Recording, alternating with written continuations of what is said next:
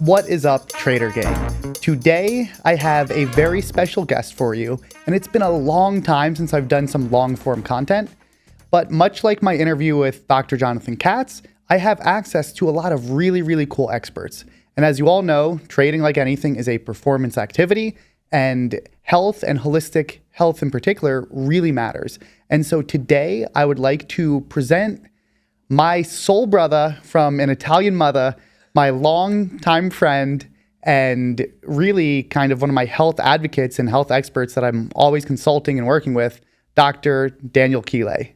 Thanks for being here, Daniel. So before we get started, we need to make a general disclaimer, and that is especially me, I'm not a doctor. So we are simply providing information for informational purposes. This is not medical advice. Do your own research, speak to your own doctor. And ultimately, if you're taking advice from a dumbass day trader on health stuff, well, you probably deserve awful things. No, I'm just kidding. But nevertheless, yes, Daniel is an expert. He is not a clinical MD. You really want to take this stuff as just purely information for you to research. With that being said, Daniel knows that our typical audience right now tends to be a younger demographic, tends to be sedentary, tends to be doing a very high stress job, and ultimately wants to be better managing their life and their health so that they can perform better as traders. So without further ado, Daniel, why don't you start us off by telling us about the book you're authoring? So first and foremost, I just want to say thank you, Lance, for having me. That intro might have been the best I've received in all my speaking engagements. So I appreciate that. So to answer your question directly, I'm currently writing and authoring a book titled In Pursuit of Perfect Poop. It's a journey into microbial medicine, which has been my absolute passion for the last several years, which I focused most of my research in my clinic. And so with an entrance like that, I think everyone knows we're going to have some fun with this one. I think the audience right now is probably wondering, is he serious? Is he not? The truth is, I myself don't know. For knowing Daniel for years, I've heard about this book being authored. I'm not sure whether it's real, but maybe one day we'll find out and, we'll see. So Daniel, let's talk about your background, how you got into the holistic health space and what holistic health means to you. Yes, so the book is definitely being written. So I'm hoping it one day can become a New York bestseller. But any capacity, so my journey is quite unique, and I've never really shared this with you before. So I was a former professional athlete. Fitness and just holistic living has always been core to me, and fast forward to 2007, so I was playing D1 soccer at Northwestern University, and I began kind of feeling sick often with GI symptoms. And so not long thereafter, I went to the Mayo Clinic. I was actually diagnosed with lymphocytic colitis, and that's kind of when my journey began, really, in this whole wellness sphere. This is why the perfect poo is so important to you. Now you understand. So necessity, when you have something going on with you that really dictates a need to find answers. And I think that was core to my story is I had more questions than answers. I would see several different gastroenterologists and they all their answer was very simple. They said, Daniel, you're asking the right questions, but we don't have the right answers. So now, fast forward, after my time in Europe, I moved back stateside, and then I decided to pursue medicine myself. And that's when I began to really uncover what was driving a lot of my symptoms and get to the root of what was happening on a cellular level within me. And so after being able to master that, I found a true passion and calling, and that has really grown to help thousands of patients that we treat both in clinic and virtually as well through practicing telehealth. But really, it's been very, very enlightening to be able to get to the root of where I think conventional medicine fails. And I don't want to undermine other doctors, but we do an exceptional job of being able to answer hard questions. Yep. And so what do you feel your specialties are, and what do you feel holistic health means, and kind of what's the average or the range of problems you deal with in patients for your clinic? So let's uncover that. Holistic health to me is living in congruent with our biology. And I think we have very much, unfortunately, deviated from that. We're not living in congruent with how we've evolved.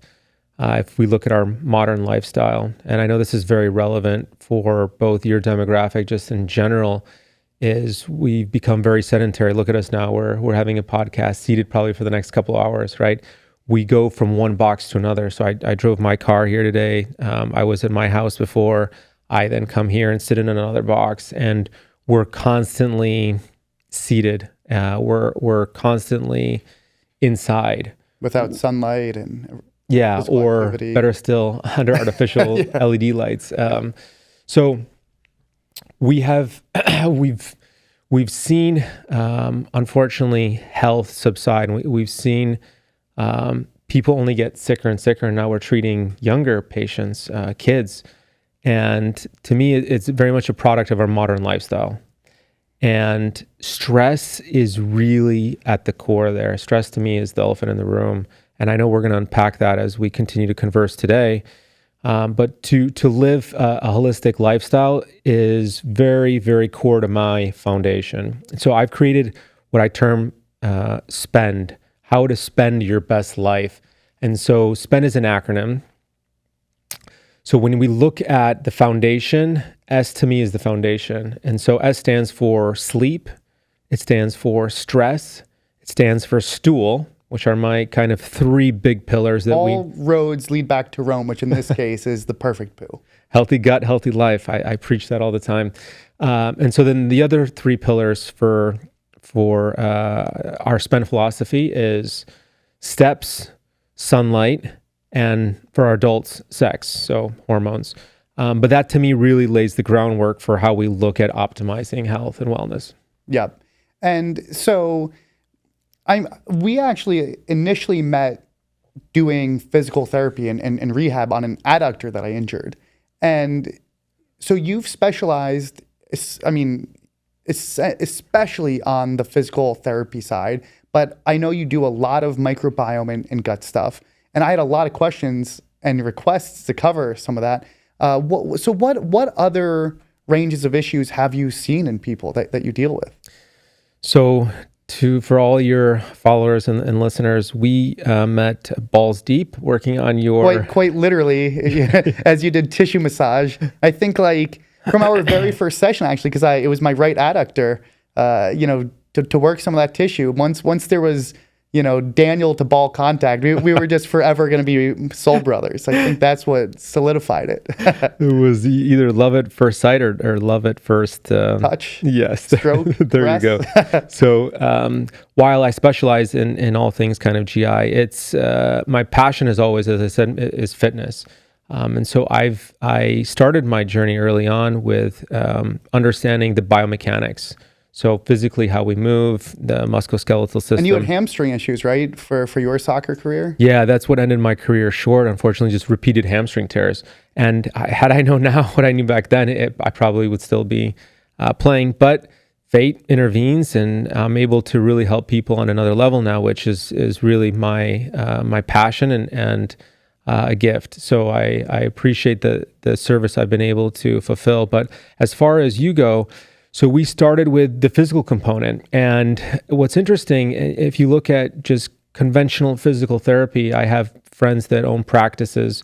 And I express this all the time with our patients. If you are only correcting the musculoskeletal system without intervening on the chemistry, the inside of what's happening, you're only going to get someone so much better. If you want to really push for long-lasting change, you need to fix the internal environment. Well, one thing that's funny, and I think throughout this I'll be tying in my own experience. Again, not being a doctor, I'm a dumbass, right? But nevertheless, I've been able to work with experts like you. And I think what's so interesting is I have concierge health doctors, right? And so these are, you're paying extra, you're seeing these experts, and I'll go to them and their idea, and we'll get to this too, of like what the norms are.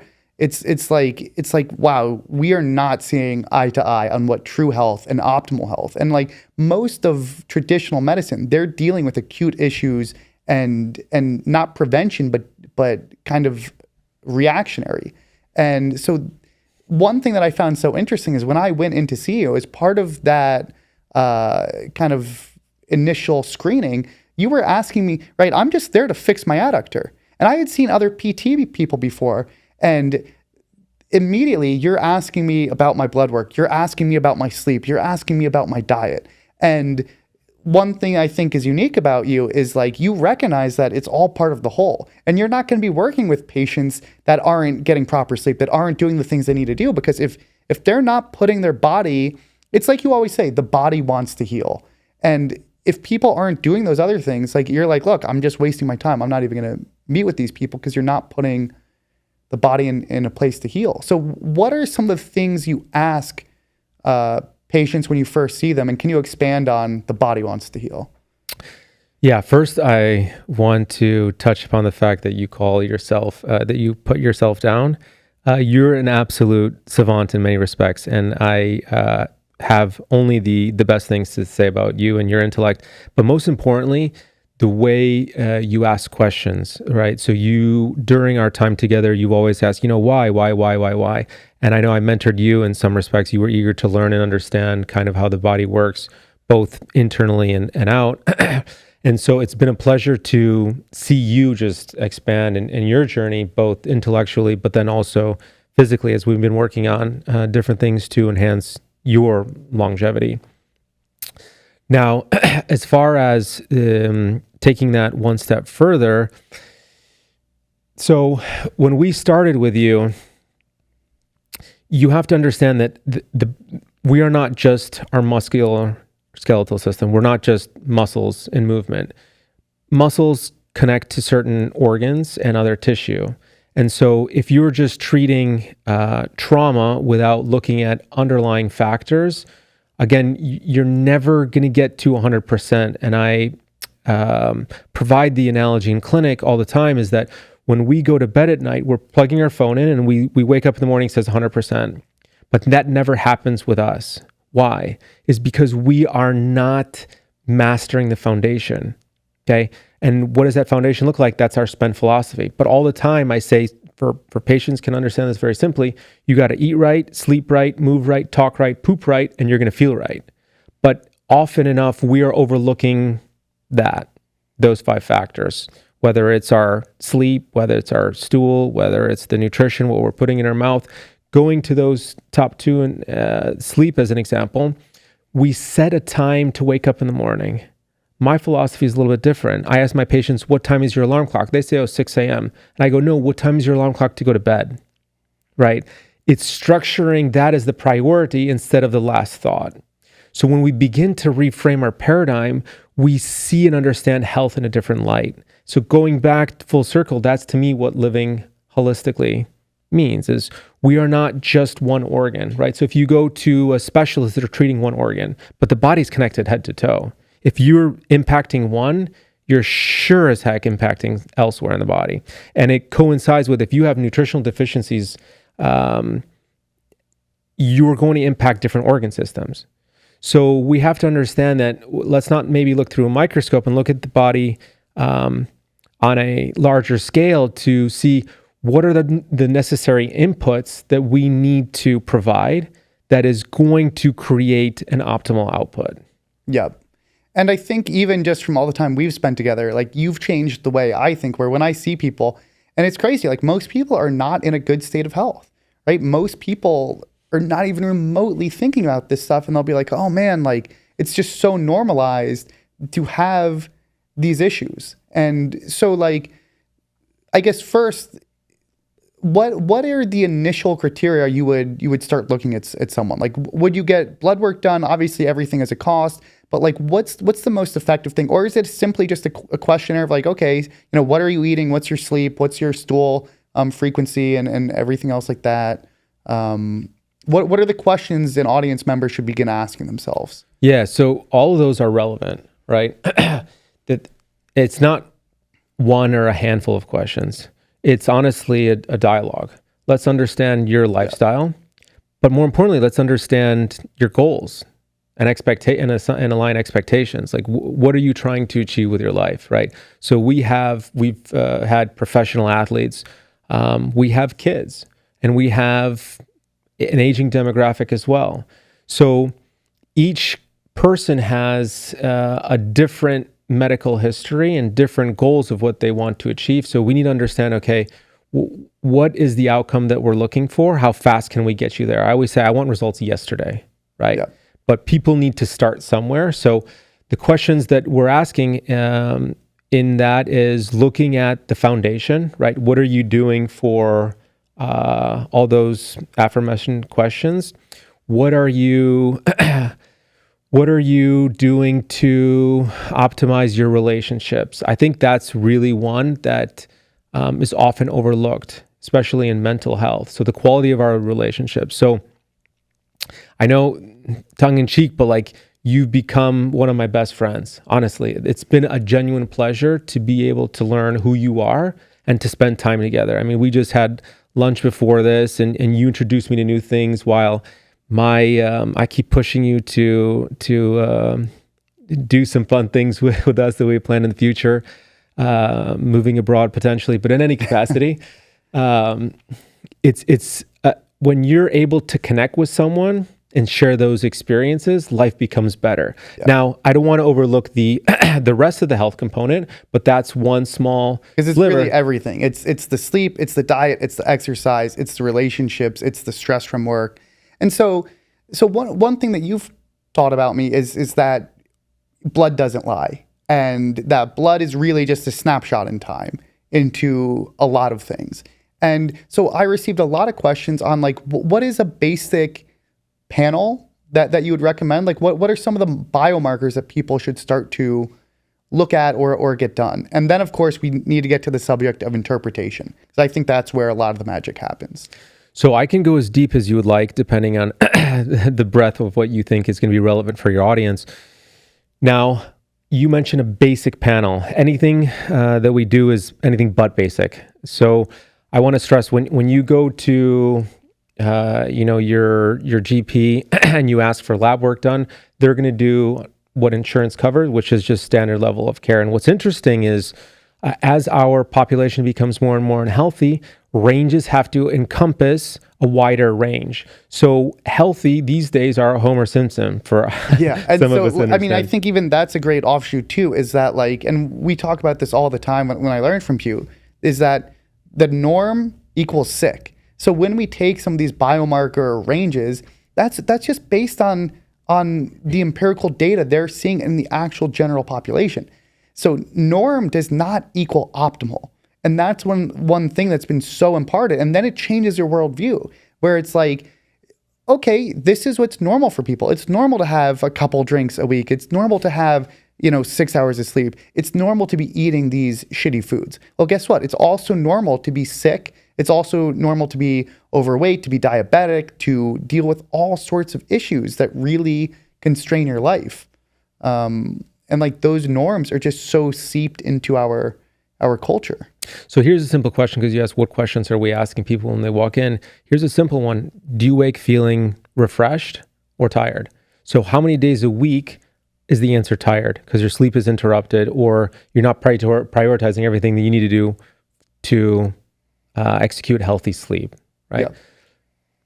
As far as labs go, we're doing anything but basic, and we're going way above the standard level of care. So if you're looking for something above average, it's going to require a little bit more testing. Yeah.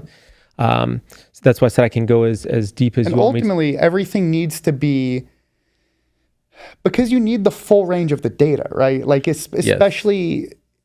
Okay, something might be out of whack, but I think, especially as I've worked with other doctors and had a lot of blood work done, a lot is interpreting what the data actually means and what might be causing it, right? And I mean, can people find some of that interpretation from the average doctor, or like where should the average person go to get a more detailed panel and most of all, it interpreted? So this is a wonderful question because I get this all the time because we interpret a lot of lab work. I love data.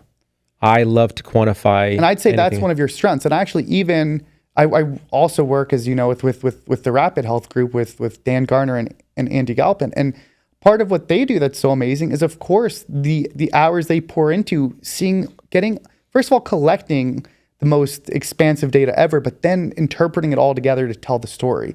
And if you don't have all the data, like, you're just operating blind without the context. But then most of all, like, you need the expertise and experience to have someone in your corner building that picture. Yeah. Again, my philosophy is we can only manage what we're measuring. And so they do great work. My goal is to get as many data points as we can. Kind of similar with their philosophy. We're going very, very deep into genetic testing. And until you get a robust picture, it's difficult to provide accurate diagnosis. So diagnostics really precede, like a good diagnostic really precedes good diagnosis. So the onus on us is to go really deep. And that's what I think we do at an exceptional level is how detailed we are when we comb through data. So looking at blood work as an example is when I have patients that come to me with blood work just from their GP and they say, hey, why didn't my doc say any of this? Right? They come in with maybe a couple markers that are high. And meanwhile, when I provide a report, I find 14 or 15 different markers. The reason is because I want to practice. Your ranges alone are different than what they're, yes, because you're measuring for optimal, not just not dying right now. Yes. And unfortunately, when you look at lab ranges, you take 2 standard deviations from the top and bottom. So now that people are more sick, we're encompassing a higher range. So that's why when you said normal equals sick, unfortunately, that's the reality. So, like, should the average audience member, like, if so much is in the interpretation and getting a broad enough picture, like, is it, I don't know, like, I guess it still goes back to, like, okay, well, then what do they do? It's really just finding an expert that they trust, and you got to do the legwork at the end of the day, right? Like, no matter what, they got to find a Daniel somewhere. There are practitioners like myself who are understanding this and being able to serve on a much, much deeper level. So that's the good part, is that's where functional medicine is trending that way. And so we've been kind of the forefront within our practice to serve our patients through this notion of both personalized and precision medicine. And so our patients really appreciate how thorough we are because we stay ahead of the curve. So we're doing a lot more cardiovascular risk screening, cancer screening.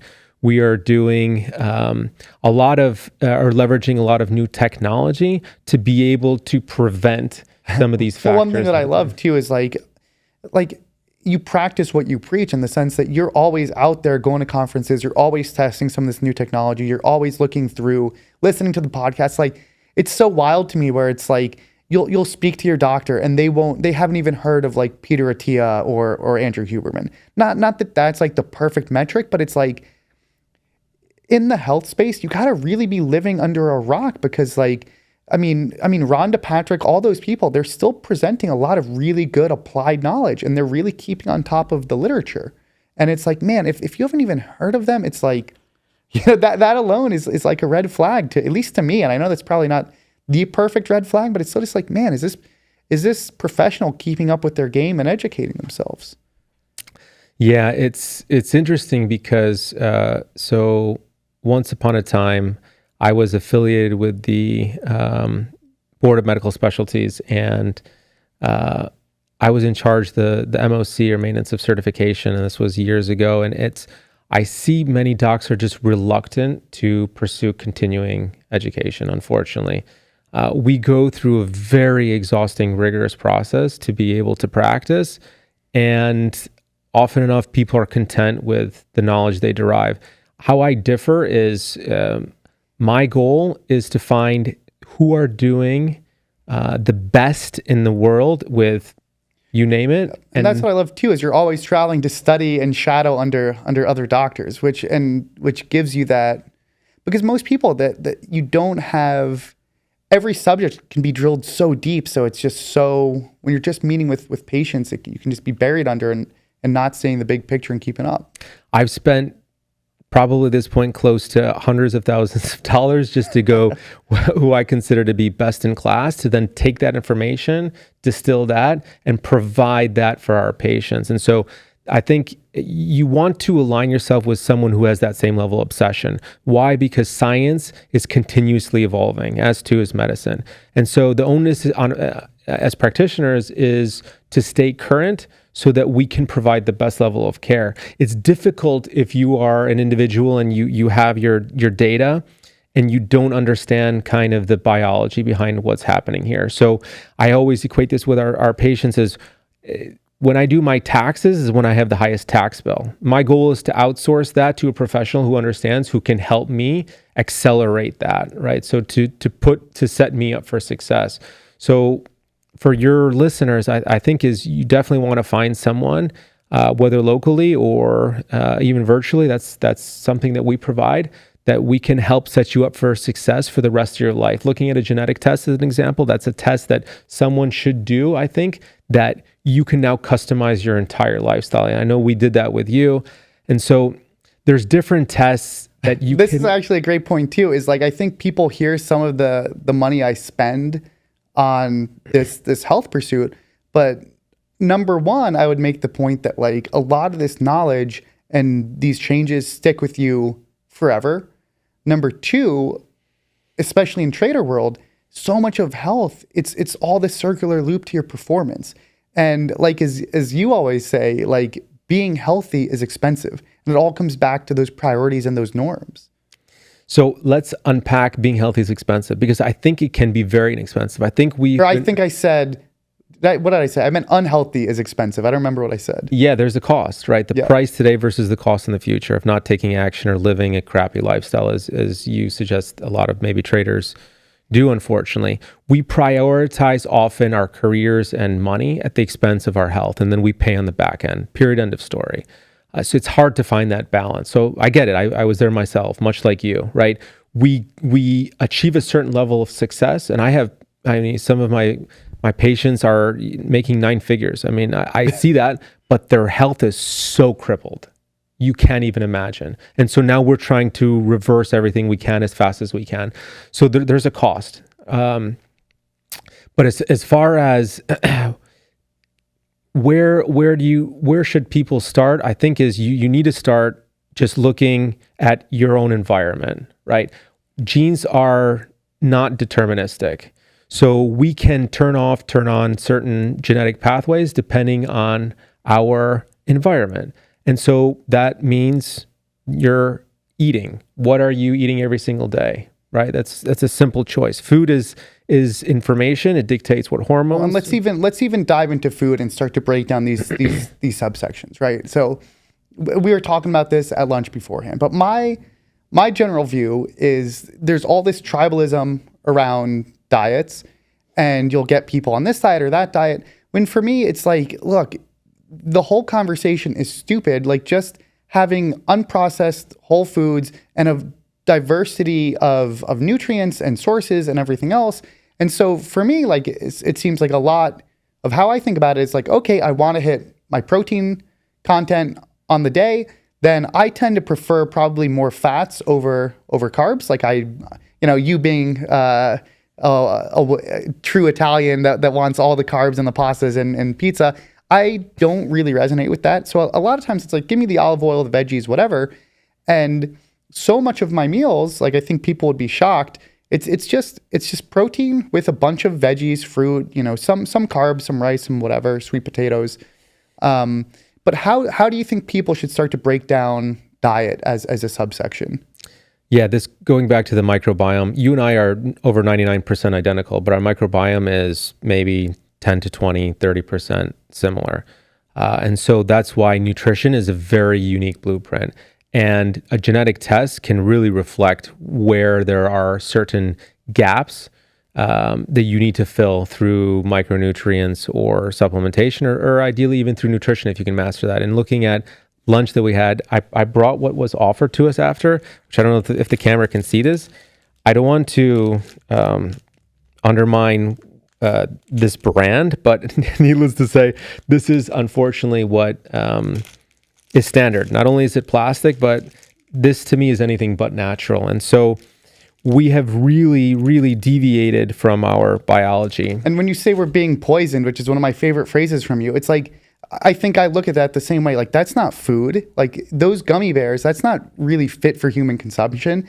And if you look at the average supermarket, I'm never going in those middle aisles, right? It's you're getting your proteins, you're getting your fruits, your veggies. Okay, yeah, maybe some of the grains and whatnot.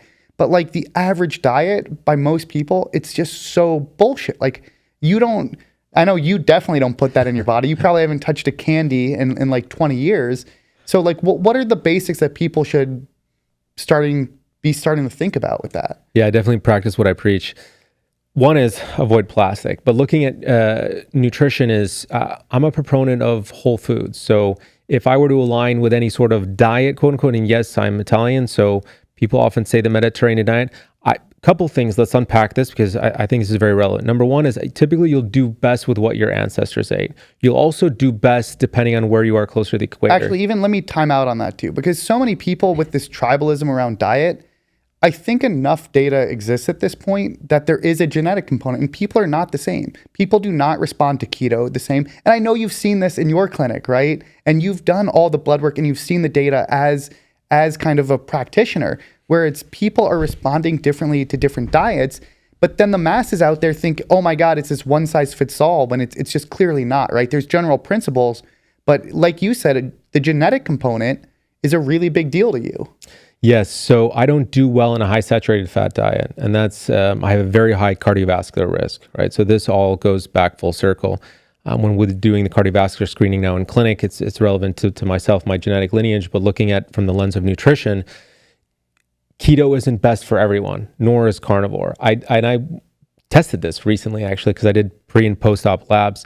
My cholesterol went through the roof when I did a carnivore nutrition kind of meal plan. And it wasn't entirely carnivore, but it was very high fat.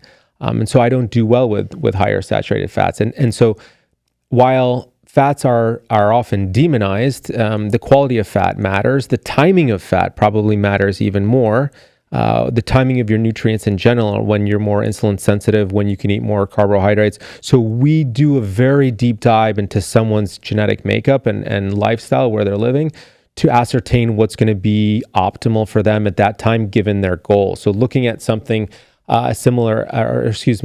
something like eating the seasons, right? What does that mean? Certain foods and fruits, vegetables, etc., they grow during certain times of the year.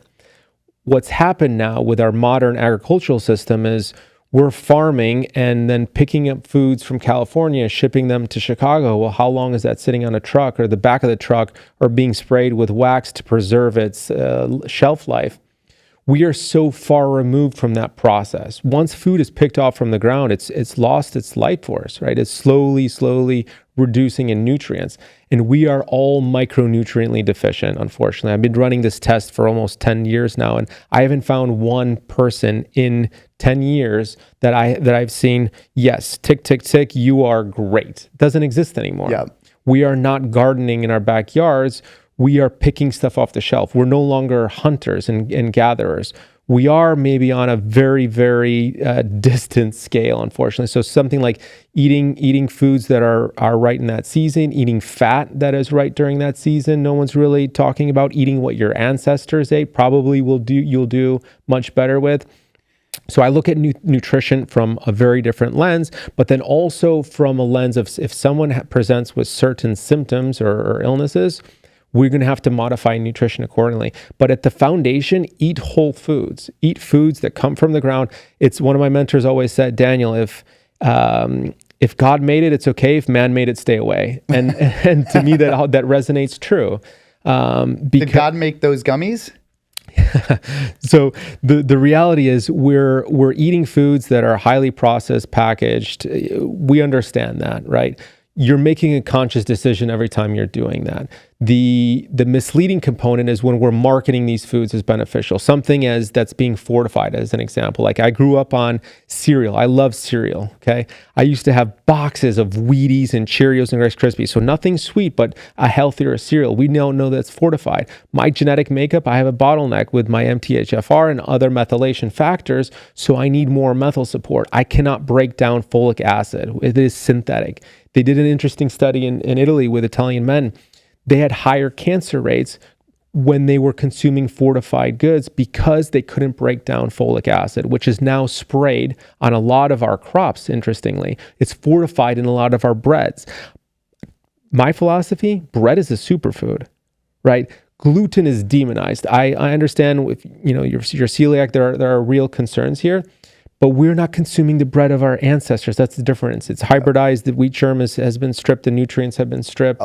From so many things, like the fiber is stripped away. And I know like a lot of people talk about the importance of fiber. And if you're on the standard American diet, you're getting almost no fiber. And actually so I had so many questions about microbiome and gut health.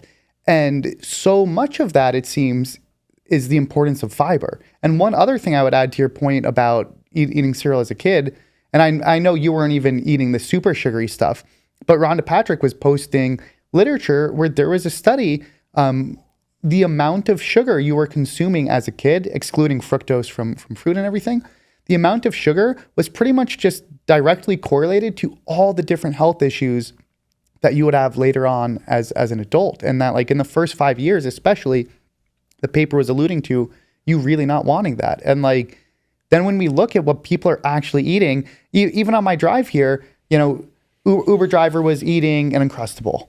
And no way is that the bread full of nutrients that we used to have. No way is there fiber in that. Then the amount of just added sugars on everything. And you'll have people even drinking healthy fruit juices, but there's no fiber left from any of that. And then you'll see like 24 grams added sugar and just like, what the hell is this? It's so much of our food chain you would just consider poison. So that's been my cry for over a decade, where I've been saying sugar equals poison. Sugar is poison. Now, Ex fructose, you would say though, right? So eating from fruit. Yeah, we have with there's certain caveats around that, yeah. Right? The body can process sugar. It's not all equal and it's not all poison, but really is our modern version of sugar is poison.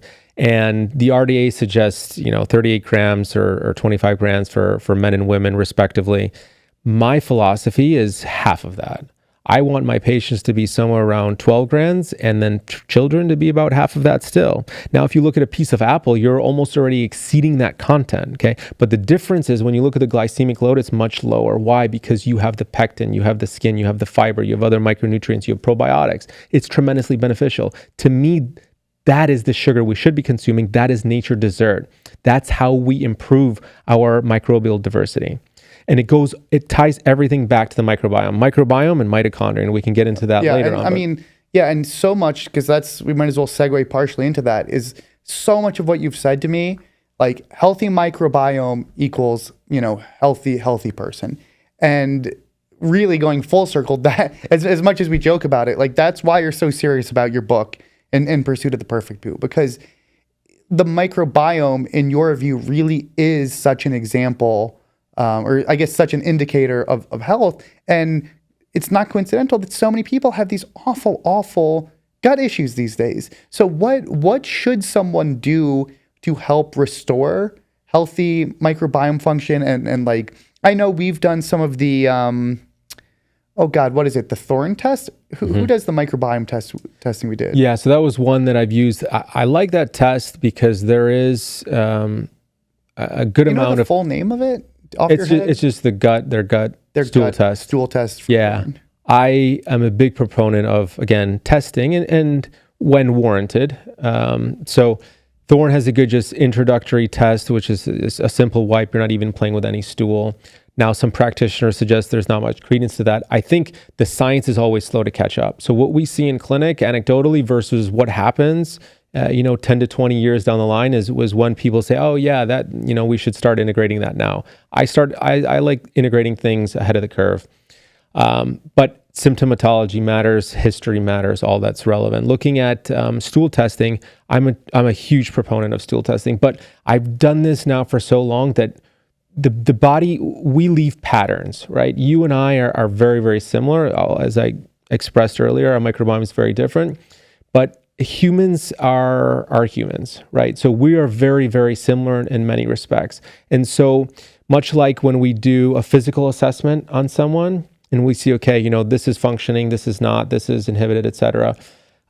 Given just your lifestyle tendencies, how you're exercising, it's the same thing with our gut. Our gut is effectively a muscle. If you don't exercise it properly, it's going to not serve you. And then looking at microbial diversity, one layer further still, once you're able to look under the hood, you can really now begin to dial in someone's optimal wellness plan. Why? Your immunity, most of your immunity, approximately 85% resides in your gut. Your gut, your intestinal lining is about one cell layer thick. So between you and your gut, there's not much there. But what is there is your immune system. It resides right there to protect you from foreign invaders, pathogens, etc. So what I've been finding just over the course of the last 10 years is this notion of leaky gut, or what's colloquially known, but otherwise intestinal permeability, which many gastroenterologists say does not exist. How do you explain symptoms that people are having, such as fibromyalgia, such as arthritis, psoriatic arthritis? And I feel like everyone's having these gut issues now and immune issues, like everyone. And yes. There's so many questions when I requested topics to speak about. So you mentioned one about autoimmune when we were discussing this beforehand, since that some of your followers were looking at autoimmune. Tom O'Brien wrote a brilliant book in autoimmune. Autoimmune, if you're lucky to get that diagnosis, that's probably starting about 7 years prior to the diagnosis. Your body has been bombarded just with pathogens that have leaked through that intestinal membrane and then has lodged somewhere else in the body. And so often when you go to a specialist, they're just treating that. Like if you have Parkinson's, it's just the Band-Aids, it's just the reactive fixing. But the start is at the gut lining. Yeah. The start is what's happening with your microbial diversity. I just recently had a fibromyalgia patient.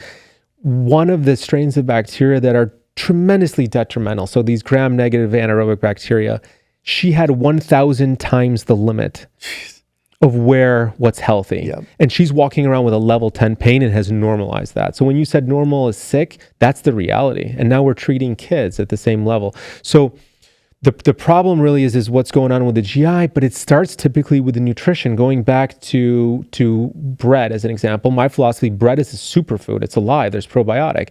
But the problem is not the bread that we're eating here. And that's why it goes back to, yes, sugar is poison. It used to be sold behind a pharmacy. We know the addictive component of sugar. It drives dopamine in the brain and the anticipation molecule of wanting more. Now, the similar is what's happening in our guts. So when we consume sugar, or we consume the wrong foods, it can feed the wrong bacteria, and then people become slave to your bacteria. We are more bacterial DNA than we are human, almost on a factor of 10 to 1. So the food that we consume is instruction, and it's food for our bacteria, which then feed us. That's the order of operations. So when people want to, I guess, repair some of that gut health, so it's starting with just, I guess, diverse diet, right? Yes, but really it starts with sleep and it starts with stress. Yes, sleep. Right? And again, that's where we're going to get into the whole circular thing, and we'll get to those. But I guess two things with this. So first of all, and again, just speaking for you, and I think we'll each do this.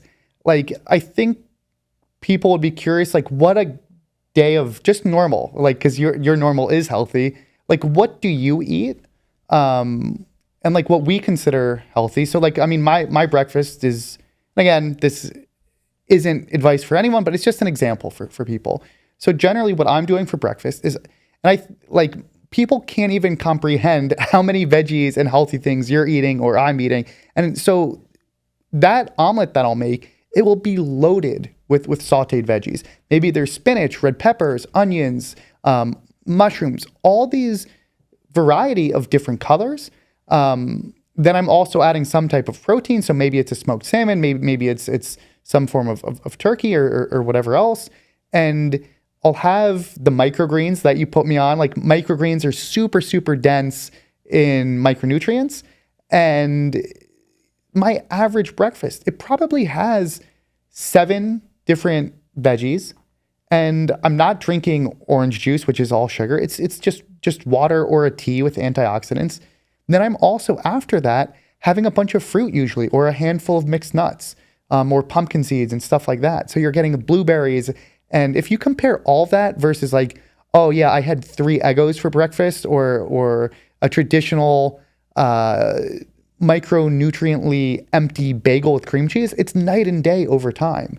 And most of my meals end up being like that, where lunch might be chicken breast or grass-fed steak with a bunch of veggies. So yesterday I had grilled carrots and all this other stuff. And so every meal is like that. And that's just kind of the standard and the norm for eating. Like, so what does your diet look like? And then can you also touch on, because this was a question, do you care about the quality of your ingredients and organic versus inorganic and quality of proteins, stuff like that? So I love the depth of these questions, because I look at things through a different lens again. First off, I want to answer with, clearly Lance is smarter than the average bear. So he makes himself out to be stupid often. He plays dumb, but you can see just from his nutrition alone, he is dialed in. And often enough, that's where people are lacking, because these are simple decisions you can make. And people say, oh yeah, I don't know how to cook. Well, bullshit, right? No one's born a chef, but now with the advancement in technology and just getting on YouTube or finding ChatGPT, how do I cook podcast, chicken? Yeah, you can do things so simple yourself. Just a quick saute and you're done. So one actionable takeaway for me is plant points. My philosophy now, at any meal, you should have a minimum of 5 plant points.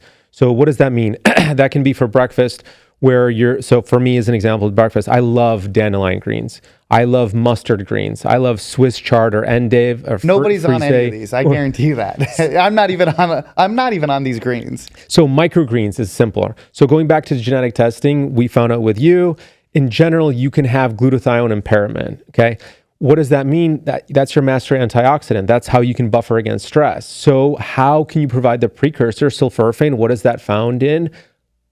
Broccoli sprouts. Yeah. Yes. So not broccoli, but the broccoli sprouts. Very, very dense source of sulforaphane, which help with, again, anti-inflammatory capacity. So I love for breakfast meat, fish, and plants. And so my goal is to think, okay, can we have what we're eating for dinner and move it for breakfast? Why? Because the precursor there is for dopamine, which again drives executive function. So protein, Latin meaning prime importance, it provides tyrosine, which drives dopamine, which again is really just pushing executive function and drive. So breakfast, I'd like to think about eating a heavier meal if permissible. And that's with what's in season. Okay. So that's how I like to think about it. What's in season, what's fresh, what's local. And then a mixture of plant and protein. So again, going back to fish, poultry, ideally everything wild caught, grass-fed, grass-finished. And then a variety of plants, minimum of 5 plant points at each meal. And that means different colors. So eat the rainbow. So you have red bell peppers. You can saute that with some greens. You can add on some, basil or spices. All of that counts. So that's a typical breakfast for me. Lunch, if I have time, we'll get into fasting, I know, here in a little bit. But for lunch, I like something similar. Again, whole foods plus plants, different plants. Diversity is the spice of life. We have chosen convenience over health. And what does that mean is that we are now pre-making our food, right? We've got these little boxes and people are going on hikes with their little sippy cups. It's like, never did this happen. Yeah, it's all bullshit. It's all preservative. So my goal is, if you want to live in congruence with your biology, is diversity is the spice of life. Figure out what's kind of fresh, local, eat what's in season, and eat what's agreeable for you. Well, and what's amazing too is all these different veggies, fruits, proteins that you're mentioning, they all have different micronutrients. And now the research is just coming in waves that all these micronutrients matter.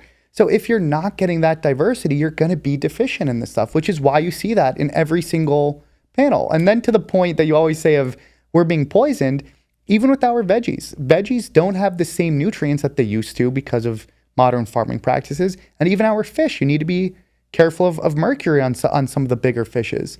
So it's one of those things where even being healthy is so hard by just modern supply chains and everything else. It's super complex. Every one of these subjects we could spend 3 hours on. So foremost, again, Lance is smarter than the average bear. I see he's listened and learned. I feel like I'm going to have to hire you soon. You're preaching exactly what the literature indicates.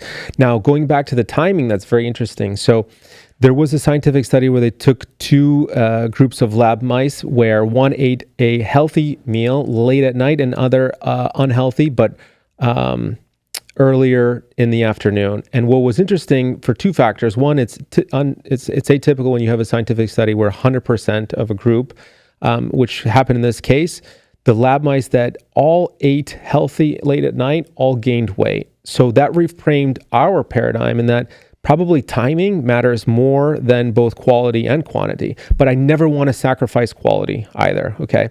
So going back to eating too is, we have, Jewel, Mariano's, your local groceries. Food is now prevalent 24 hours a day. That doesn't happen in nature. You hunt for food and then you fast. I mean, you hunt, you feast, and then you fast. And that's the cycle. Is the body likes regularity, but never in nature was anything regular. So looking at sleep as an example, as the sunlight now goes down earlier, my goal is to get to bed just after sunset. It's difficult. And circadian biology is something I want to touch a ton on, and definitely comes into meal timing and everything else. And especially, so I guess, because one of the questions was fasting. And so my non-doctor view, but like, I think fasting was kind of this fad when, like, yes, it works for some people, but like most diets, like people do those exclusionary diets. And it's not that the exclusionary diet, it's like, oh, it's not that carnivore is so good. It's that because of carnivore, you're not eating all the bullshit. And it's like, oh, it's not that fasting is so incredibly amazing, but it's not that you're just not snacking on all the bullshit. But if it were up to me, I feel like what you're saying, I try to do, which is my breakfast is ideally one of my heavier meals. Then you taper off later into the day, which helps sleep. But like to the intermittent fasting, like breakfast and that first meal break fast, right? You're breaking the fast overnight. And so much of that ties into circadian biology, right? Ideally with the morning sunlight and everything else. So looking at your genetics again, you can discern if you were going to do better with fasting or not. And you can actually discern to what degree you need to fast for given certain genetic variability. Now, as an example, I am fasting back in, I think this was 2000. And can you say what IM is? So intermittent fasting. Even more. So there are kind of three different philosophies of how people are fasting. You can either restrict your calories, you can restrict the window of time that you're eating, or you can restrict the macronutrient profile, right? So a carnivore that you alluded to, so you don't eat some of the bullshit, as you call it, or poison. Technical term. Poison, how I like to call it, the garbage. So within that, you can play around. Fasting upregulates stem cells, and that's something that we're going to be adding into our clinic at the end of this year, because there's such a high degree of potency with the use of stem cells and reversing some of these really serious conditions that some of our patients are facing. But going back to the fasting component, fasting is cheap. You know why? Because it's free. Like, people say healthy is expensive. It's not, right? If you look at my routine, is I am scrubbing my body with a rock. This is no joke. Finding something in the ocean. I don't use a loofah or anything like that. You get a rock, you do some dry brushing, dry scrubbing. I wash my body with salt. This was an inspiration from going to Air locally here in Chicago, so shout out to them. But this is what Romans did once upon a time. Your skin feels as smooth as a baby after. Okay. And avoiding, and we'll get to this at the end because there's something I want to touch here, but avoiding all just the artificial products, the plastics, everything else. It's just, and we'll speak to that, but I'm going to hold off for there. But going a little bit back to the gut health now. So food is important as stress and sleep, which we'll get to. So what about potential supplementation for the gut? I know you have some gut protocols. Is that anything? I know we probably don't have the capacity to go super detailed, but can you give an example of like some of the supplements for the audience to look into if they're curious of natural ways to kind of restore the gut? Yeah, so I have a top 5 on our website that we look at. First and foremost, you have to understand you are not what you eat, you are what you digest, absorb, and assimilate. So you have to understand that. When you eat food, you're not utilizing all the nutrients unless everything works in unison. So when you eat a nutrient, a macronutrient, we have enzymes that break everything down, and it's like a lock and key mechanism where each nutrient fits into a certain lock, and then you're able to break that down and utilize the nutrient capacity there. What happens with some of these foreign foods, we don't have the capacity to break that down. So I know your population asked about autoimmunity. That's one big problem there, that we're not able to break down the barrage of invaders or pathogens or kind of these chemicals that Even now we're with just being... the allergies seen today, like, That's all a gut issue. Kids and friends with I don't have kids with food allergies, but we all have friends with food allergies now. It's more and more. Allergies to me is gut derived. You fix the gut, allergies go away, and we've seen that in clinics. So, going back to nutrients, something as simple as HCl, hydrochloric acid, what our stomach secretes naturally to be able to break down food. It's our natural antibacterial, effectively, and digestive enzymes. So that's very low hanging fruit that you can. So by digestive enzymes, places like Thorne Supplement Company, they have digestive enzymes, and I see you take these like pretty much every meal, I would say, right? Is that correct? Or yeah, so I've done testing. I can discern where someone's levels are at, whether they need them or not. Sometimes when you have a bigger meal, it would be beneficial to integrate. You don't always have to. Your body's doing this naturally. We have this innate mechanism, and we were designed perfectly to be able to break down food. The problem also becomes stress. If you're eating in a stressed out state, your body is not secreting these enzymes. What are we doing? We're eating on the road. We're eating while driving. We're eating and not paying attention to what even we're eating. Eating while trading, so you're stressed. So yeah, and it's almost like take for example creatine, which I think most people are probably aware of. Like, it's a natural thing, but most people probably want to be really topped up on it. And I think because we're in this state of shitty sleep, shitty stress, everything, you're not getting the full capabilities of your body. Bingo. So we're hyper focused now, like within this biohacking community, is let's take the next biggest thing. Like once upon a time is resveratrol, another NAD. You name it, fill in the blank. I'm getting questions all the time. Someone even asked about NAD, but you don't take NAD or resveratrol or anything, right? And I think most of the data seems to me to be kind of not there on this stuff at this point, especially resveratrol. So in 10 years, I haven't found one individual who had sufficient levels of all micronutrients. So we're worried about these other things, these other beautiful molecules. All of that is relevant, but we're not mastering the foundation yet. First, That's the problem. So anything above that is going to be it's going to have less of an impact. That's the problem. And we can get to cellular pathways, but the premise first, master the foundation. That's make sure that you're digesting and absorbing the nutrients that you are consuming. So making sure that you're eating not in a stressed out state, and that you're eating in signal with your appetite. Well, often we're just like, I got to eat 3 times a day. Why? Are you hungry? No, it's just time to eat. What? Like in nature, that never happened, right? We're no longer in a community where we're laughing, we're engaging, we're spending the time to cook, prepare the food, hunt for the food once upon a time, to do the work before that, to then really enjoy the fruit of our labor. So first, let's look at those things and understand what is the environment you're designing. Are you setting yourself up for success? Because if not, then 2 simple things. One is often people are overeating, and that's causing severe GI discomfort, distress. And then the second thing, we're just not eating the right stuff for us or at the right points of time. Those are very, very low-hanging fruit that we can change tomorrow. And everybody wants to focus on like the crazy minutia when it's like, dude, you're not doing... You're worrying about what supplements while you eat McDonald's, and it's like it's not. You're worrying about the wrong order of things. Yeah. But what about stuff like oil of oregano or some of the microbiome supplements from some of these companies? So this is really interesting because I was at the IFM advanced module for gastroenterology. This was a few weekends ago here in Chicago that I was invited to attend. and it's a room full of MDs and myself. I was probably who are 10 years my senior. And what they're treating, the suggested treatment plans now and protocols are integrating a lot of these botanicals as adjunct therapies. For us, within what I consider natural medicine, is we're using those as staples, right?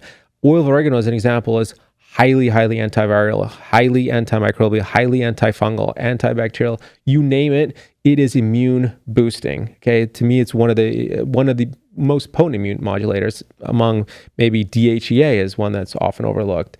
So as a quick aside to tie this in, now that you said that, like when I tested my microbiome, like I was critically short in a deficit for glutathione, which is a major antioxidant, which was key to a lot of health. But then why was that? It was because, and I think most people, I'm sure you see in your clinic, like I had parasite, fungal issues, bacteria, dysbiosis, too much of the bad bacteria.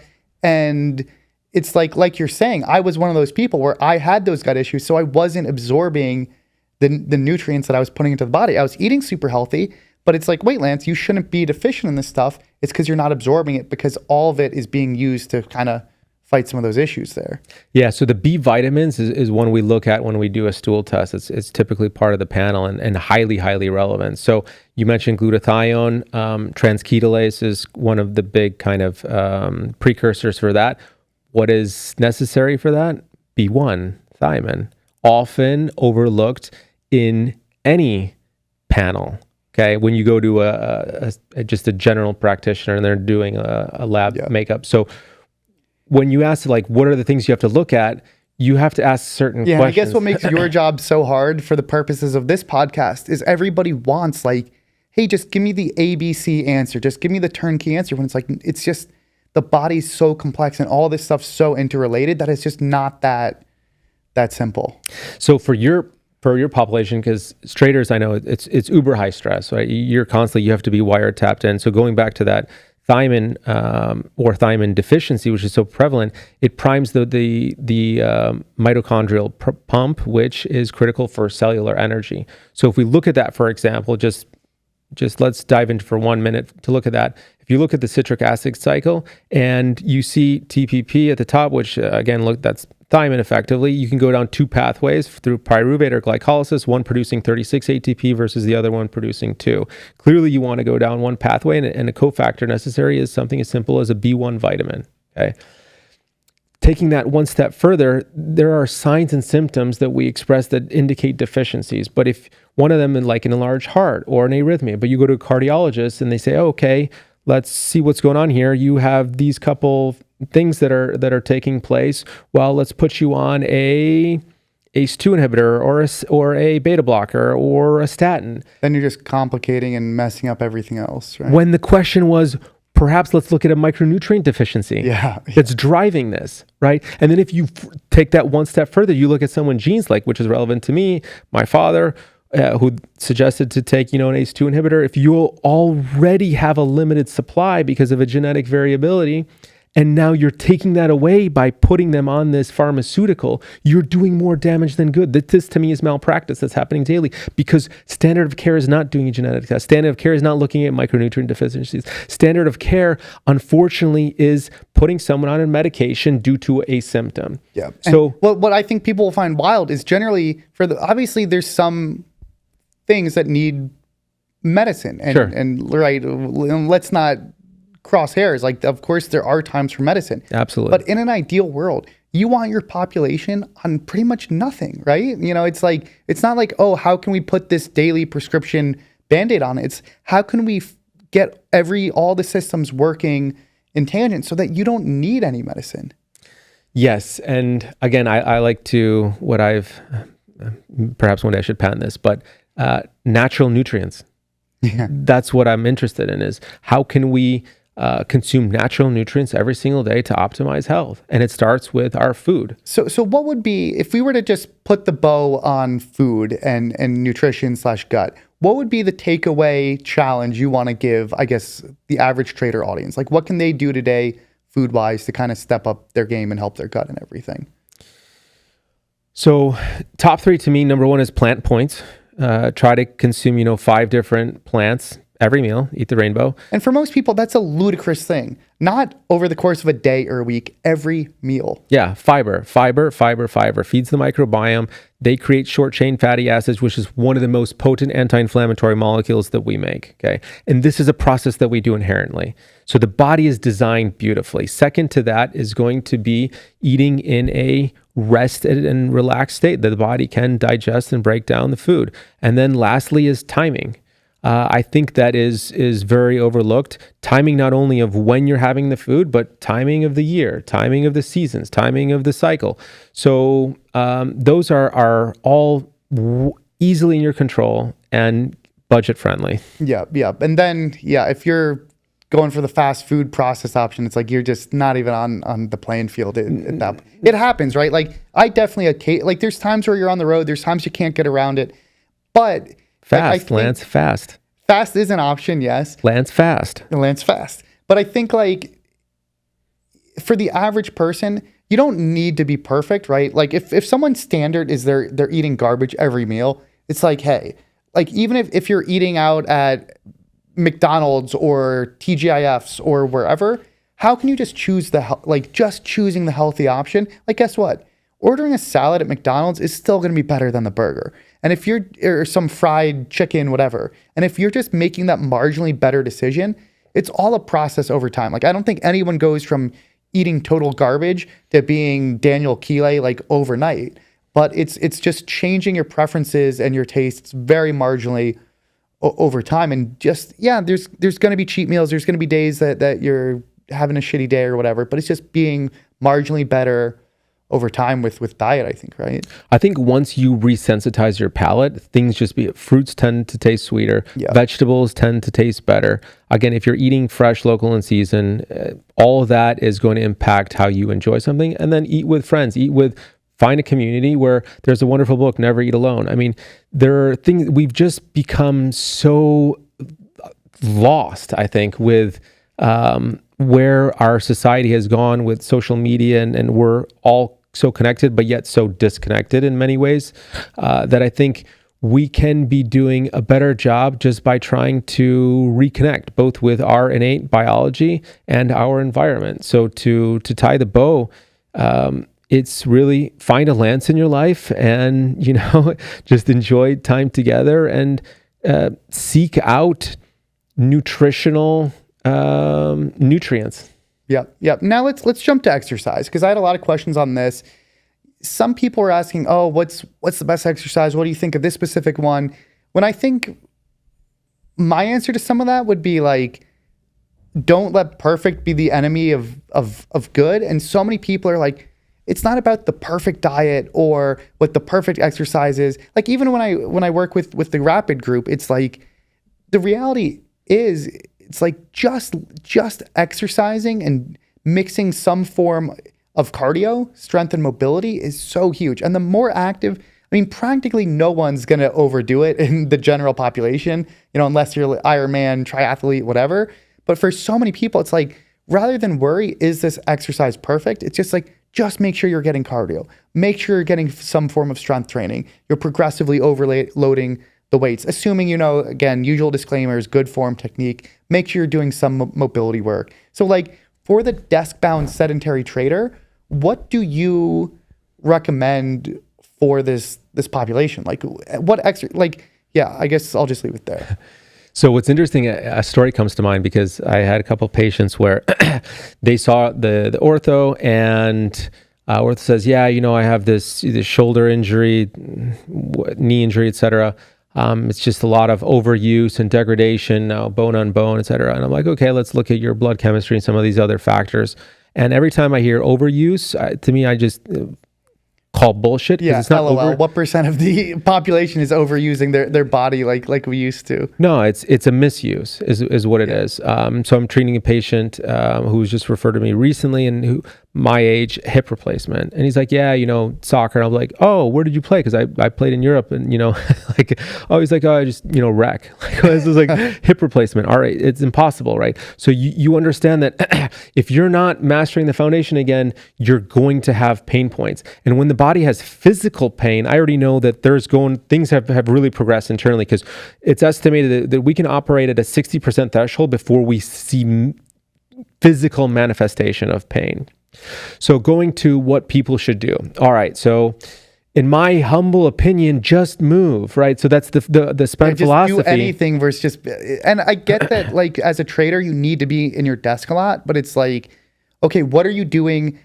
Like it's so normalized to take a car everywhere. And actually, even remember when I was getting my car fixed and you're like, oh, do you want to ride? I'm like, damn it, Daniel, you know, how dare you try to keep me sedentary, when it's like, it's so weird nowadays to think, oh, I'm just going to walk the mile to this place rather than take a ride, or I'm just going to walk rather than Uber. And I used to think of even getting groceries, it's like, oh man, that's such a time suck to walk there. Maybe I should do Instacart, when it's like, no. It's not a chore anymore to get outside and get exercise. It's like the benefit. And it's like, if you're driving to work, can you walk? Can you bike? Can you find ways to get out in the morning? And just as a step one versus sitting all day. So the epitome of wealth, I think, often is like what car you drive, right? That's one. And my vision is what kind of bicycle I can ride, right? You design a lifestyle, then again, it's just congruent with biology that you're constantly moving. We have forced ourselves to go to gyms. Why? Because we're sedentary for the rest of the day. But 1 hour of gym training will not make up for the next 16 hours that you are sedentary. It won't. Yeah, or like I have awful flexibility from, 15 years sitting in a chair. And it's like, oh, Daniel, why am I so inflexible? Like, why do I have tight hamstrings? But I stretch 10 minutes a day. Well, yeah, the other 23 hours, 50 minutes, Lance, you've got some work, young man. So you got to get up and move. Pomodoro technique, even say it's on the hour, like take 5 minutes to just kind of walk around. I try to take my phone calls now on a walk outside in nature that can lower stress. Just move has a caveat, because sometimes people are like, okay, I'm just going to go train and do it on my own, and then they do get injured. So caution when you do weight resistance training, but that to me is my favorite form of training is strength training. I'm a huge proponent of just incorporating various resistance training into my life, 3, 4, 5, 6 days a week when my schedule provides. My goal, though, is not to get to the gym. My goal is to develop a lifestyle where I can maybe garden daily, right? So you have movement integrated every single day. That you're just living, again, in tune with your biology. But as far as exercise, again, I'm a huge proponent of strength training, but also integrating aerobic training as well. And it doesn't have to be just in the form of cardiovascular, like you're just running. You can induce a cardiovascular response through strength training by increasing intensity, reducing rest period.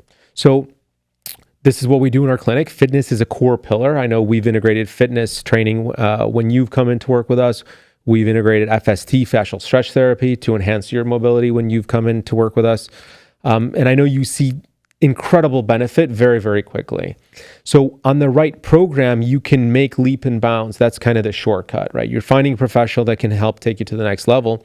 But for traders alone, just move as much as you can. Be active, do things that you enjoy. If that's playing soccer or football or whatever the case, be active, moderate your nutrition intake, and sleep. So here's one key component. This is a very big takeaway, because people really want to push the envelope with training and trading both. But I love when people are very committed to their training. We had this one high-level CEO, and I'm a little testing his cortisol. So that was an important test for me. Cortisol and glycocalyx, which I'll touch up on later. But cortisol, waking cortisol, looking at cortisol patterns throughout the day.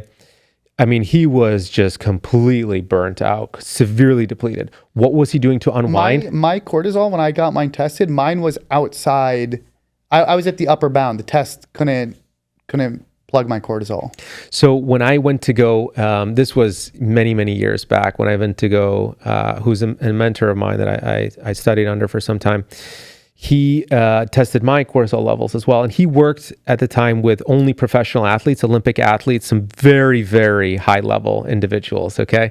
And he tested my levels, and he said, Daniel, are you okay? And I said, fairly okay. He's like, how do you seem so chill? Is that something you cultivate, or you're born that way? And I go, no, I've had to cultivate. He said, I see that, because out of all my experience for 30 years clinically, I've never seen someone with high levels of stress more than you.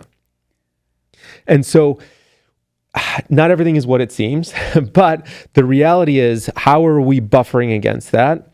So going back to the movement piece, I think you need to understand. And you said, so you were chill in spite of very, very high cortisol. Yeah, I'm like, if you see me, it's like a duck. Well, even me, like I'm super chill, identical. But then, yeah, exactly, the same deal. And we've talked about burning the candle, and then your system gets stuck where you can't turn it off, which has been my biggest probably health problem. And now you compound that with intermittent fasting, which is also a stress to the body. If you combine that with shitty sleep or excessive sauna use, or cold, which is another stress to the body.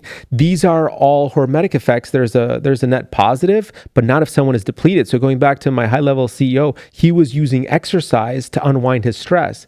That's an additional stress to the body. If you want to train, you have to recover twice as hard. And if you're not recovering, then it's all adding up. Yes, so that's what we design and customize people's lifestyles, because we're often overlooking certain pieces, and we're often our worst enemies. That's why it's so hard for you to give specific recommendations, because it's like, you can't say, oh, everyone should be exercising more, because it's like, well, if someone's not getting sleep or doing all these other things, again, it's the whole holistic view, they're actually harming themselves even more. So I forgot the name of the individual. He's a motivational kind of speaker guy. Andrew, I think his name is. Brilliant individual. Anyways, he was saying people with more friends had stronger quadriceps. And I go, that's interesting. And I go, because you're forced to walk more and you're forced to move more. And so if you're looking at these blue zones as an example through the lens of Dan Barber, what's interesting is that yes, they're trying to dissect their nutrition through a microscope. Yes, they're trying to dissect, climate or some of these other factors. But to me, the biggest takeaway was relationship and movement. People were constantly moving, and it wasn't resistance training, and it wasn't carnivore, and it wasn't. I think what's so amazing about it, and this goes back to Atomic Habits, like James Clear, the power of environment is so, so important, right? Like the people in these blue zones that are moving and eating this way, they're not the people in Okinawa or Italy or the Mediterranean or wherever.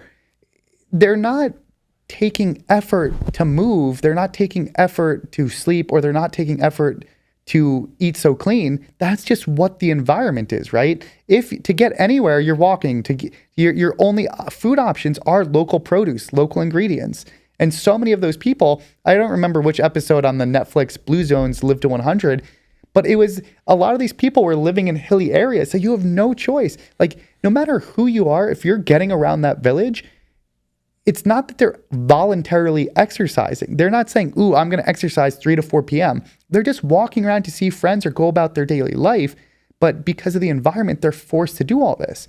And I think so much of this health stuff sounds crazy to people. Oh my God, that takes so much effort, and who wants to live that way? And it's such a sacrifice. But it's just like, how can you make this as normal and natural in your environment, right? What's interesting is my family live in Sicily, and they're in a mountainous village in Santo Domenica outside of Messina. And so when we walk uphill to go to some of my relatives' houses, it's a leg workout, right? I don't have to go to the gym. That's the environment that you're alluding to. That's such a brilliant piece. It's our environment. That is an often overlooked piece. And I realize that in my own life, we become a product of our environment. I mean, there's walking escalators at airports now, like it's anything to avoid walking or movement as much as possible. When you went back to that driving piece, like, hey, Lance, want me to give you a ride? And you're like, man, I could just walk. God gave me these 2 beautiful legs. Use it, right? What's interesting is in Europe, a lot of outside of the US is we walk everywhere, right? Here is we're driving sedentary. It's like, again, you're going from one box to the next in a car, and then you're going to a drive-through that's like putting food in your mouth as well. You're never expanding any sort of energy. With my wife, she's like, Daniel, look at what you've become, right? I when we used to live in the city, I was like, hey, let's, drive to dinner. dinner was like 6 blocks.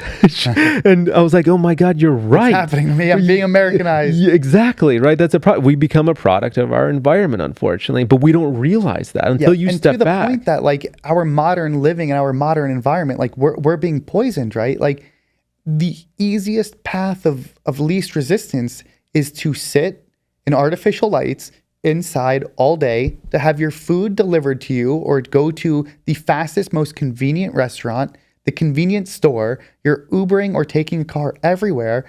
And at no point are you doing like the typical modern day entails none of the stuff we should actually be doing. Then at night, when you should actually be in darkness, and we'll get to circadian biology, but then we have the most stimulating, dopamine addicting things ever, like social media, Netflix. It's just nonstop. And so then all of that it leads to our traditional biology being poisoned by modern living. So if you look at, I think Peter Chille speaks about lifespan and more importantly to me is health span, right? The quality of your years. Now there's a term in medicine called longevity medicine. So again, if you are mastering the foundation, you're doing this inherently, and you don't need all the latest and greatest in tech to get you there. Now, it's important to test, like you want to look under the hood, whether you're doing a stool test or a gene test, a blood test, to discern some of these things. But a lot of this is very, very approachable, meaning like if you're moving, if you are, again, it's going back to the eat right, sleep right, move right, talk right, poop right, you're going to feel right. And like, obviously, I mean, I'm a big fan of Brian Johnson, and many people know him as he essentially started PayPal, sold it, not PayPal, sorry, Venmo, and sold it. Braintree. Yeah. And so he's putting a lot of money and trying to change cultural norms, and I respect his work that he's doing. But at the same time, like what I've learned through spending so much money on this health stuff myself is that everything I do actually is super approachable. Yeah, some of the testing can get expensive, but at the end of the day, like 95% of the stuff that I actually do day to day, it's just getting outside in nature, exercising, eating healthy. There's no actual very expensive practice. Like it's approachable to almost everyone. And I think so much of the media just wants to get sucked into the super expensive therapies, the super expensive this. But like even working with the best experts, I've paid for their knowledge, like I've paid for your knowledge, but the applications and the practical part is super approachable. Guess what? It costs nothing to turn off the TV and go to bed on time. It costs nothing to make sure it's very, very dark in your place at night. It costs nothing to get outside and absorb sunlight. And again, we can be active outdoors with no equipment. So a lot of this I found actually is super approachable. It's just, are you willing to make the trade-offs and the sacrifices? Or more importantly, are you willing to fight the norms and construct a life that makes all of this easy? You know, if I'm hanging out with you, we're not going to KFC. We're not eating shitty, unhealthy food. If I'm hanging out with you, we prefer to do stuff active or get a workout in or, sauna or whatever else. And all those norms matter in your environment. The people you spend your time with matters. All this stuff matters. But when everyone else is broken, it's this gravity pulling on you to also be broken and normal. I love you mentioned Brian Johnson, because I was following him closely early on, and to me there were several holes in what he was doing, which they have kind of iterated over time. And I mean, what he's doing is great, I think, for science. So kudos to him and the capital he has access to. Well, and changing norms even. Like I know he's even changed my norms, right? And he's changed my thinking and how he talks about being driven by okay, what would the optimal Brian Johnson algorithm that has his best interests in mind say? It would say, hey, don't eat that. That's bad for you. Hey, go to bed at this time. And that way of thinking has imparted itself on my own thinking. So that stuff at scale for the hundreds of thousands of people that follow some of his stuff, that it matters. Yes. To me, the one critique I would say is like his Don't Die campaign. I think you can make many critiques. Yeah. I don't like the negative, right? So how about just live? So that's the vice versa. So the the philosophy for me is we can only heal at the speed of our nervous system, right? And if our nervous system is hardwired for the negative, which it is, our reptilian or limbic brainstem, which we're always kind of looking out for danger. I want to focus on the positive. How can you find light in every situation? So yes, this philosophy, like the most dangerous thing you're doing is driving a car. Absolutely, agreed. But that aside is, if we're constantly seeking out negative, we're almost in this very sympathetic driven response, which is only shortening both lifespan and health span. Well, one thing actually that I think you'll appreciate is, this was probably like a year or two ago. I actually exchanged DMs with him on Twitter, and I knew my follow-up probably wasn't going to be read or considered. But I said, like, hey, like, you know, I think don't die is insufficient. It's not just about not dying, right? Like, life can be so much more than that. And like, I think I said, I don't remember what I came up with, but like I think it should really be like live lovingly, because like, who wants to just like not die and live? If you're a shitty, miserable asshole, you know, hey, maybe the world's better off. Like, we don't need polarizing, shitty, aggressive assholes. Like, the world needs people to live, to flourish, to be happy, and to share positivity and love. You know, it's not sufficient for like an optimal society to just don't die. We need people to have the meaningful relationships, to have love for their community, for their others, and everything else. Mental health to me is the biggest component. Brian, if you see this and you want to adopt that, you have free use, by the way. No royalties. So when you walk into our clinic, the first thing on the wall, it says attitude of gratitude.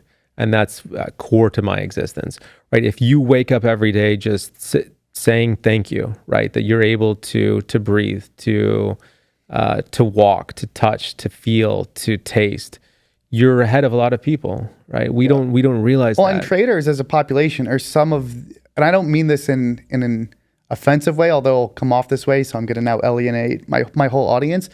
But I think when you get caught up in trader world and the comparison game and like money as a scorecard, traders are some of the least grateful people that I've encountered, and the least willing to donate, the least willing to give back, the least willing to share, because you get sucked into this false competitive world where money is a scorecard, P&L is a scorecard. I must be, you know, better than everyone else, make more than everyone else. And like, when that's your paradigm for the world, you get sucked into this stuff where at the end of the day, it's just numbers on a screen. That's not what life is about.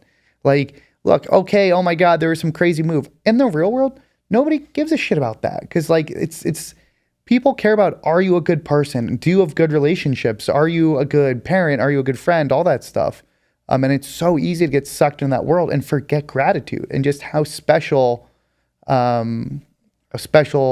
this opportunity to just exist is and enjoy it. I feel like we need a hug and kiss. We'll do that after off camera. That's capitalism, though. You nailed it. It's a zero-sum game. Yeah. Right? Unfortunately, that's the reality here. So my philosophy is always, how can you give back? So within our spend philosophy, D, which is the top of the pyramid, is donate. Yeah. So if you can't give back with your time, then donate with the funds that you're. What I love about you too is you know, a lot of your stuff you could probably be monetizing far more than you could, and I think though, if I recall, like your yearly goal, because we always, you know, go on, you know, boys trips and talk about this stuff.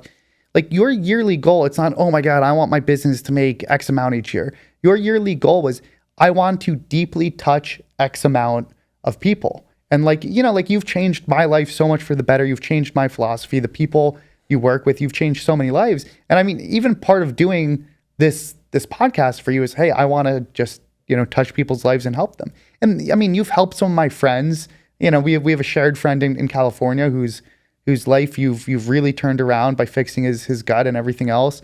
And that's, I think, also why we resonate so much with each other, is that philosophy of relationships and giving back to the world. Yeah, it's special when someone puts their trust in you and you deliver, right? And you exceed anything that they could have ever imagined. And when I get messages all the time, it's like, you have changed my life forever, right? Yep. And then that's how you build generational health, because now that they are healthier, their kids too are going to be healthy. They understand what it means. Well, and even like, the more healthy I am and the more healthy my norms become, everyone around me has to like, I'm a gravity that pulls them in the other direction, right? So yeah, 98 out of 100 people might be pulling you towards McDonald's and bullshit. But over time, and I think that's why I love Brian Johnson, is those norms are shifting. Where even like California versus New York City or Chicago, you go out in California, it's totally normal not to have alcohol. It's totally normal to say, hey, I want a healthy meal. And the more the population shifts, the less you get that gravity pulling on you with suboptimal norms. So again, it goes back to environment, right? Where do you grow up in, right? Who are your friends? Who your family? What are their customs, their norms, their values? Well, and even so much of the health of adults gets passed on to their children. And it's like, I don't think most people are like woke about this health stuff yet, but it's like, if you really want the best future for your kids and family and everything else, that means, hey, you got to step up and be better on your health game. We're conditioned, and unfortunately starting at the youth, right? I think the average student in second grade, they are being provided lunch with a budget of $225 or something per student. I remember in high school, we had pizza or burgers or hot dogs or churros, and on occasion I would love that stuff. But the reality is, this average individual now in our education system, they are people providing crap. It's so broken. Crap. I mean, everything completely is refined and processed Growing food. up, what was the normal diet? Like you would wake up, you would have your Eggos or your Cinnamon Toast Crunch, which is all bullshit. And especially when you're growing and you're a kid, right? Like, parents, of course, do the best they can given the norms and the context of the time period. But it's like, you were eating Pop-Tarts, toaster strudel, Cheerio bullshit. Then you would go to lunch and your lunch options would be, oh, tee-hee, I'm going to get a fried chicken sandwich and applesauce and a soft drink. And like, I mean, people, at least in my school, like everyone loved the Snapple drinks, which is poison. Everyone loved their chocolate chip cookies, which is poison. Everyone loved their fried chicken sandwich on the white bread, which is poison. And so it was a whole option of, hey, little Johnny, what poison would you like to ingest every single day of your life in this modern world? So I love that you referred to poison. I've brainwashed you. I think second is, I don't know if you're going to resonate with your audience when you say Snapple. That might be just you and I, like our generation, depending on the age of your population. But third is going back to the crap food. My daughter, 7 years old, this just happened. This was last week. They did an exercise, some sort of a reading exercise, but they were using Skittles as kind of like bookmarks throughout the page. Using Skittles. They were using poison as bookmarks. Which then they were offered to consume after that, right? But this is what's happening. We're setting up our kids for failure, and we're normalizing that. So now as a parent, I look like the bad guy when I'm saying, you can't do this. But I am educating and empowering them to make the decision. It was tremendously monumental for me. Parents ask me all the time, Daniel, how do you get your kids not to eat that? My daughters, when they go to Halloween trick-or-treating, they come back and they dump their food out in the garbage can. So I can't really speak to this voluntarily, not being a parent, but it is wild to me that I mean, most of my friends are starting to have kids or whatever else. The food we serve kids is so obscene. Like adults will be having a normal meal or dare I say a healthy meal. Then like, they're like, oh, what are the kids going to have? Kraft macaroni and cheese and dino nuggets. And it's like, that's just the standard meal. And it's like, this is when they're growing and everything. Like probably the most important period is probably like 0 through adolescence, right? And it's like, we are just feeding them just empty vacuum of preservatives, artificial crap, and bullshit. And it's so normalized. It's just assumed. Like even restaurants with their kid menus. Oh, the kid menu, we're going to give them, a piss water dog in a shit bun and with some preservative ketchup. And it's like, oh, why does my kid have immune issues? Why does my kid have diabetes? Well, it's like you're giving them shit. Shit in equals your kid is shit. Pun intended. There was not the perfect poo shit, the bad kind of shit. A family who came in, their son, 8 years old, who were treating and waking up every morning with migraines, if you can imagine. I have another two girls that just came in last week, constipated, not going to the bathroom in over 14 days. Oh my God. These are young athletes. This is what's happening.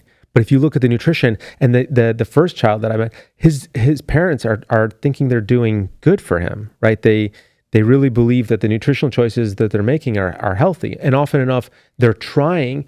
But again, our food, if you look at the labels, and that's the problem, is we're having to look at labels, thereby they're no more whole foods, it's somewhat processed foods. When you look at the labels, you realize that there is just ingredients here that we're not able to break down to some extent. So we are again removed from our evolution. We are no longer picking up food from the ground and just eating it. If I can even interject while on this subject, when my brother visited, we had a funny moment, which we still refer to as the famous poop court, where we were talking about health with my brother and microbiome and gut and all that. And like most people think it's normal to not shit or to be constipated, when it's like all of that is because you're not having any fiber, and like you're supposed to be shitting multiple times a day. It's not supposed to be this awful, painful process. And it's like, again, that like to have kids with those issues, it's like between lack of fiber, no hydration, it's like, that's not normal. It's not, But we've normalized We've normalized it. Yeah. We've Right. normalized issues. Or we medicate it. And we're not understanding why is that's happening. But if you examine someone's nutritional proclivities, you see very quickly you are devoid in, as you said, fiber or micronutrients. And that's an easy fix, right? But worse is we wait till that problem becomes autoimmune. And now we're really, really struggling, right? Instead of practicing preventative medicine or preventative care by making sure we're doing all these things daily, weekly, monthly, yearly, staying ahead of the curve. And I know within your clinic, you've had some crazy outcomes, and I know we won't get too specific into patients and whatever else, but you've had patients that were like effectively disabled and crippled and non-functioning lives, and then just totally fixing their habits, their environment, making sure they're not being exposed to molds, different toxins, all this stuff. Like you have people that go from, again, like a literally non-functioning your life. Your life is suffering pain, disability, and then you end up with, and again, these aren't 80-year-olds we're talking about. We're like, I think we're thinking about the same cases in our head, but these are people in their 30s and 40s that are just like totally non-functioning because of this stuff reaches the breaking point. Input equals output, right? If you provide the right environment, the body will heal.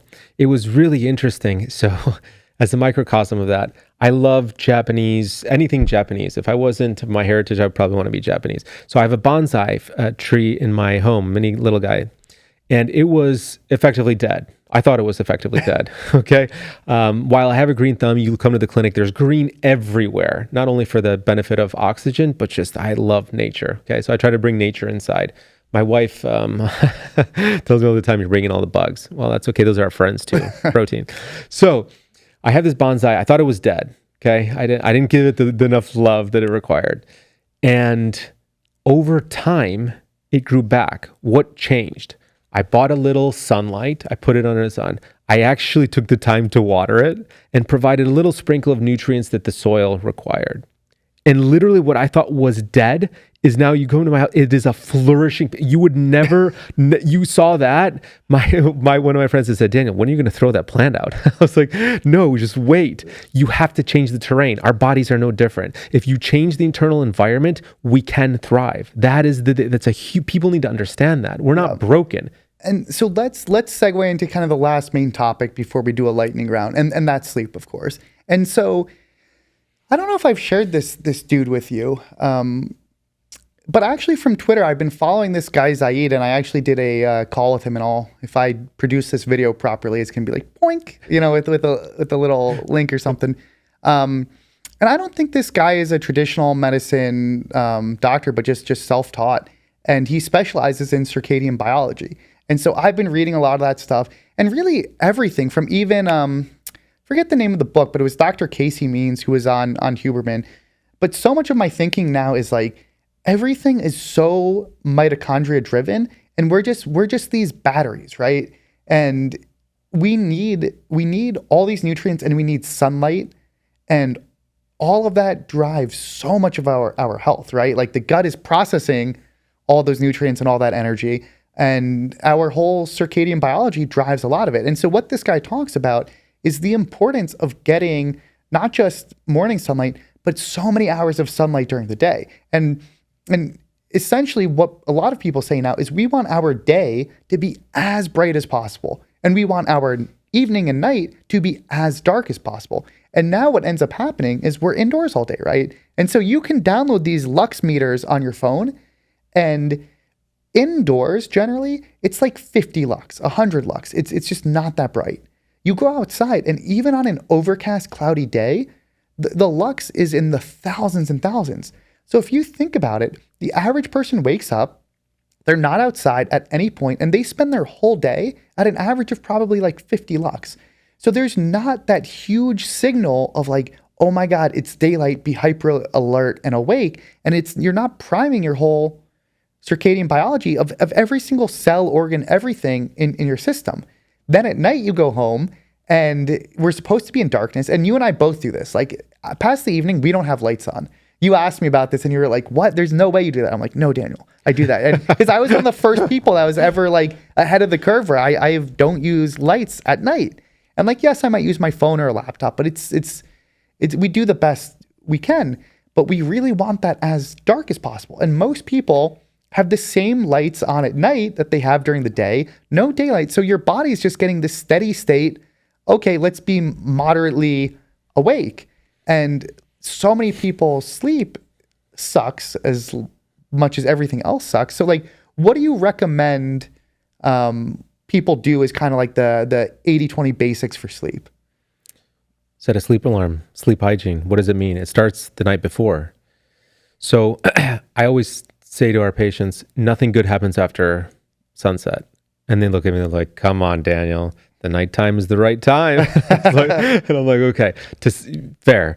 But in general, nothing good happens after sunset. Why? Because we should be asleep, right? So if you're in tune with your circadian biology, so our body operates like an orchestra, and each organ system is like its own instrument, and then when it plays together, it's a beautiful symphony. But if something is off, if we're not living in tune with our circadian rhythmicity, something is off, that's when we begin to have damage. And then long-term cell damage begins to tissue damage, which then begins to organ damage, and then now you have organ system damage, and then now you have organism or body systemic damage. Yep. So and it all bleeds into each other. Yes. So starting with the healthy sleep starts the day before with at night. And then it starts in the morning, making sure that you alluded to getting blue light first thing when UVB rays are low. You go outside, you expose, skin as much as you can. And this guy really talks about getting the full spectrum. And so often we're not getting the infrareds and the full spectrum of light. Nor is our skin, right? We're so afraid of the sun. And I know you love the sun with your Italian heritage and olive skin during the summer, but it's like, we're so afraid of the sun because we're generally inside all day. So then we get burned rather than getting this very gradual exposure to it with the full spectrum, especially in the morning for sunrise and sunset. When that for millennia was just the default norm. PEMF, right? We're buying PEMF pads, whatever. Go outside. Yep.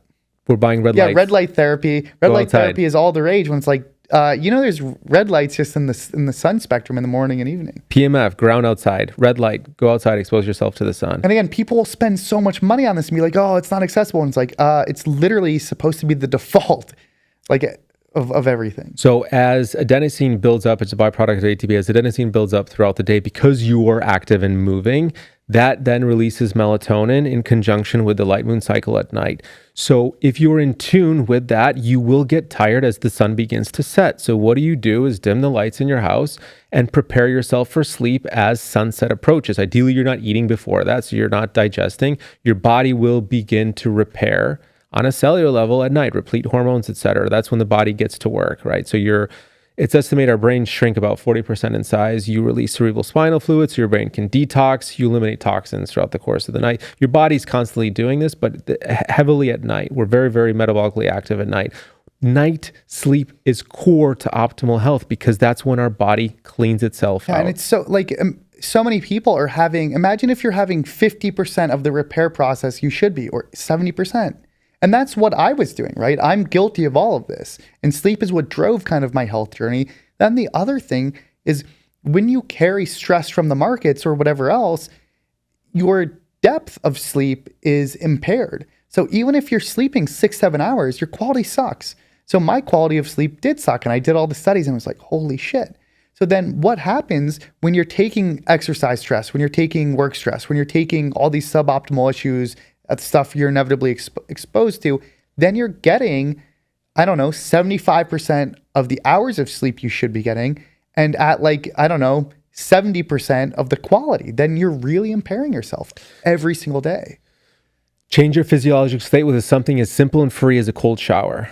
That will help clear you mentally, right? And release certain chemicals that will, while it can provide some alertness too, it can also upregulate certain neurotransmitters, which are going to be beneficial for sleep. Someone like you looking at your genetic test, I remember GABA in particular, you mentioned, I do actually better when I, use lavender oil. I'm like, okay, you foo-foo. Actually, there is science to that because that will promote GABA, which you had GABA impairment. So when you did something as simple like that, small little hack makes a big difference with driving HRV. Sleep is the foundation. And I think Dan Garner just posted some research study on like olfactory, and like how just scent and smell ties with sleep and everything else, and just winding down and like the down regulation. And I think traders like myself, so many are burning the oil on both ends. And so then your body, when you're doing that for a decade plus or years, your body doesn't know how to down regulate anymore. It doesn't know how to go from sympathetic, which is kind of considered fight or flight, to the parasympathetic, which is rest and digest. My body, after a decade plus trading and burning the midnight oil and everything else, my number one problem was that down regulation, where it's like, okay, Lance, it's time to sleep and relax now. And like, I used to always tell people, oh my God, I'm not a napper, I can't nap. And it's not that I can't nap or that I'm not a napper, because my body definitely needed it. I wasn't getting close to the sleep I should have been getting. It's that I was always so stimulated. And it's like, okay, if you're checking the markets and reading and doing work, yeah, of course you're not tired and you don't feel tired. Your mind's going with cortisol and everything. But if you're in a vacuum, or if you're in a dark room, or you have the light shade over, or the eye mask on, then all of a sudden it's like, oh wow, I'm pretty tired. And a lot of the times when it's time to go to bed, if I'm doing the things I shouldn't be doing after sunset, like the Netflix, the phone, the social media, it'll be like, oh, I'm not that tired.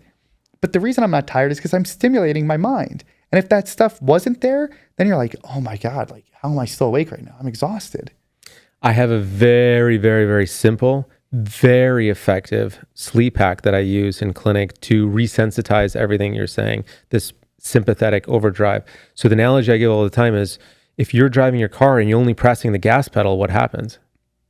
Eventually you run out of gas, right? You cannot press go. Or you crash and die. Unfortunately, yeah, don't die, going back to Brian Johnson. So what happens is, what do we do when we're approaching red line? We press the gas even harder. We're like, I got to push even more. Society says, I got to make more, work more, go harder. No, we have to actually tap on the brakes and realize, okay, we need to unwind and we need to begin to repair if we want to push harder. Go back to the analogy of plugging your phone in. That's why we're not waking up 100%, because we're just trying to press harder. We're waking up earlier. And at no point are we waking up refreshed. That's the problem. So how can you reverse that is, again, master the foundation. When it comes to sleep, make sure that your room is in a proper temperature controlled environment. Make sure that it's cold, ideally dark, quiet. Yeah, bingo. You're not eating after a certain time. You're not doing anything stimulating after a certain time. You're trying to down regulate, as you alluded to. Yes, there's technology that can enhance that. Yes, I'm on a obsessive compulsive drive to find technology that will optimize HRV. I've already mentioned a couple things to you. There's new technologies in the work that I'm excited about. But again, living in congruent with our biology is, once sunset hits, we should be kind of in bed. The problem is, what are we doing?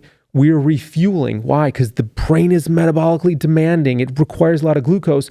When do our cravings come in? At night, because the brain says, feed me. I need more fuel to operate or do whatever I'm trying to do, whether that's write a report, whether that's make a trade, whether that's do whatever activity. While instead, we should be saying, okay, no, it's time to shut down and shut off. Yep. And so I guess if we had to summarize all this before the lightning round. Going from diet to sleep to exercise, like what are the absolute essentials? So we're talking about diversity of fruits and veggies. We're talking about, getting up and moving. So what would you say are like the actionable steps that the audience should walk away with? So the reason I created that spend philosophy is because I really tried to distill everything and break it down to what's the core. And that's really where all that comes from. The stress, the sleep, the stool, the steps, the sunlight, and the sex. You master that, you've mastered your life. Period, end of story, full stop. Some of the really easy, again, actionable items are get outside in nature, move, really optimize your sleep, get a good circle of friends, like find people that want to do these similar But what if we're all things. just day traders that live in our mom's basement and don't see any sunlight and have no chance of sex? So to those individuals, call Lance or I. We'll invite you to our circle of friends. Will party our asses off. We will Drinking get you non-alcoholic beverages. We'll get you on the right track. But really, it's take one step, right? Because often enough, I find that when people come in, I like subtraction by addition. As an example, is if someone's eating crap, completely refined and processed food, I say just add one vegetable today. You're not getting to 5, you're getting to 1. If someone is going to bed at 1 a.m., which often a lot of our patients are, probably traders too, young people who are out chasing tail late into the stroke of midnight, go to bed at 12:45 this week. Yeah. And I think so much of the earlier. stuff people try to make these big transformations when, again, Atomic Habits, it's like, okay, Bingo. what's the smallest actionable step? And often it's not even about doing something. Can you just subtract some of the bad, to your point? Like, okay, look, I'm one simple thing is I'm going to set my alarm for 10 p.m. And I actually do this. I have my wind down alarm, and I know, okay, 30 minutes after my wind down alarm, it's bedtime. Stuff like that matters. Like, okay, I'm just going to cut out candy, or I'm just going to cut out alcohol, or I'm going to cut out whatever bullshit. Just the marginal changes over time add up. So I dissect a little bit with some of the names you've mentioned, how they're like, okay, sleep regularity matters. I am in alignment, but the difference is if sunset now is, 7:38, or actually probably earlier in Chicago, that's when we should be going to bed, not 10 every night. We should live in conjunction with light moon cycles, period, full stop for me. So in the summertime, yeah, we can stay out later. But in the wintertime, why? Mother Nature is brilliant. Sick season is upon us. And so we need a little bit more sleep to recover, to bolster immune function so that we can fight against these pathogens or sickness. We do that through sleep. So understanding certain nutrients proliferate during certain times of year because they upregulate certain function that then bolster, again, immunity or energy or mitochondrial function, etc. You name it. So understanding and living in line with, congruent with our biology, as I say, is understanding the season, understanding different cycles to not necessarily live like robots, but understand your environment and adjust accordingly. So I think be flexible in that you are not trying to, dogmatically, I got to go to bed at 10 o'clock every night because that's my alarm. It's like, well, let's maybe think about going to bed a little bit earlier because sunset is a little bit earlier. Let's think about eating this nutrient because this is when it should be harvested during this time of And I'd year. say some of that stuff ends up the more advanced level, for to some degree, even though it shouldn't be. I think for a lot of people, it's just like, okay, for the love of God, just get any veggie inside of you. Okay, for the love of God, don't stay up until 3 a.m. and no, cocaine is not a veggie. It's like for the average trader, if you're 23 years old, it's like, look, you don't need to eat seasonal, but just, hey, you probably don't need the Domino's pie at 2 a.m. after 8 shots of alcohol. I think if I were to look back and turn back the time to when I was 23, I think my dad always said, go to bed earlier, like just go to sleep. And you're naive and we think we're immortal. I wish, had I known now, it's just, I would have went to sleep much earlier. It's a different value set though. Adult, mature Dr. Daniel would do that, but 23-year-old was out partying and doing bad things. It's a learning curve, right? We have to go through these. It's like we have to fail before we succeed. And it's so true. Like until you've experienced this stuff and gone through your own journey. So as you know, I work for that trading firm S&B Capital, and I did this sleep challenge with them where we got anyone that wanted an Oura ring to track sleep. And I know you have an Oura. You've been tracking data long before anyone got up on all that. And look, I'm just there to provide information and advice. People can take it or leave it. And ultimately, you can bring a horse to water, you can't make it drink. Until people are ready on their journey, there's nothing you can do. And so many traders would kind of just roll their eyes, whatever. It's happened so frequently that the traders that did drink the water and say, oh, wait, I'm going to track my sleep and fix this. Lance is emphasizing its importance for a reason. So many of them were like, this was game changing. And now since doing all that, like a couple years later now, I still have traders that call me up and they're like, Lance, hey, yeah, I know you gave that advice. Yeah, like due to where I was at the time, I didn't listen to you. But fast forward, 2 years now, I started taking that advice seriously and it's changed everything. And it's like, good, that's great. We're at different points of life where it's like, an 18-year-old in college, for someone to not drink alcohol, look, I understand that's a big leap when everyone around you is doing it. But again, it goes back to those norms and shifting. And now I'm going to use that as a segue to shift to the lightning round. Okay, Daniel. So I have a bunch of topics written down from a lot of different questions. So one thing I think that's an important topic that's come up is like a lot of what you do goes back to nature and the general heuristic that, again, not always, right? We need some man-made stuff, of course. Like there's a lot of great man-made things, but as a rule of thumb, natural tends to be safer than not. And so even like you got me on natural deodorant rather than antiperspirant and everything with all the chemicals and bullshit. And I think for me, it's like, okay, whether it's organic or a lot of this stuff, if you just give you the benefit of the doubt, because we've had stuff where I'm like, I don't know, Daniel, like you sound like a quack. That sounds like bullshit. And I'm like, I don't know. And like the natural deodorant thing was one of those things where I'm like, yeah, but Daniel, if I don't use antiperspirant, I'm going to sweat like a pig. And you're like, Lance, your body's like that because you're using it and you don't need it and your body's going to readjust. And you're like, look, just try the natural. And a lot of what I've realized is like that lens of viewing things from a natural evolution and natural ingredients, it tends to be a safer lens. And sure enough, I made that change. It's like, okay, yeah, maybe it costs $1 more for that deodorant, but overall, you're avoiding a lot of that, like the products that could have risk. And even, there's a website, EWG, I think it's like Environmental Working Group or something, and they have products that are like, okay, what are the toxins in these? What are the preservatives? And it helps you make better choices. Like stuff like that you recommend. Like, so can you speak to that? Your avoidance of plastics, even water consumption. You won't, like, for example, you won't drink water out of a plastic bottle. Is that correct? Have I opened this one yet? Yeah. And I am a little You're a little parched. Want me to spit in your mouth? Holy water. No, it's okay. No, good. Okay. So you want to understand what to look for. that framework of how you think about these things. Like why don't, even your pans, you don't use Teflon, all those things. So what are all these small little 1% things you do and kind of why?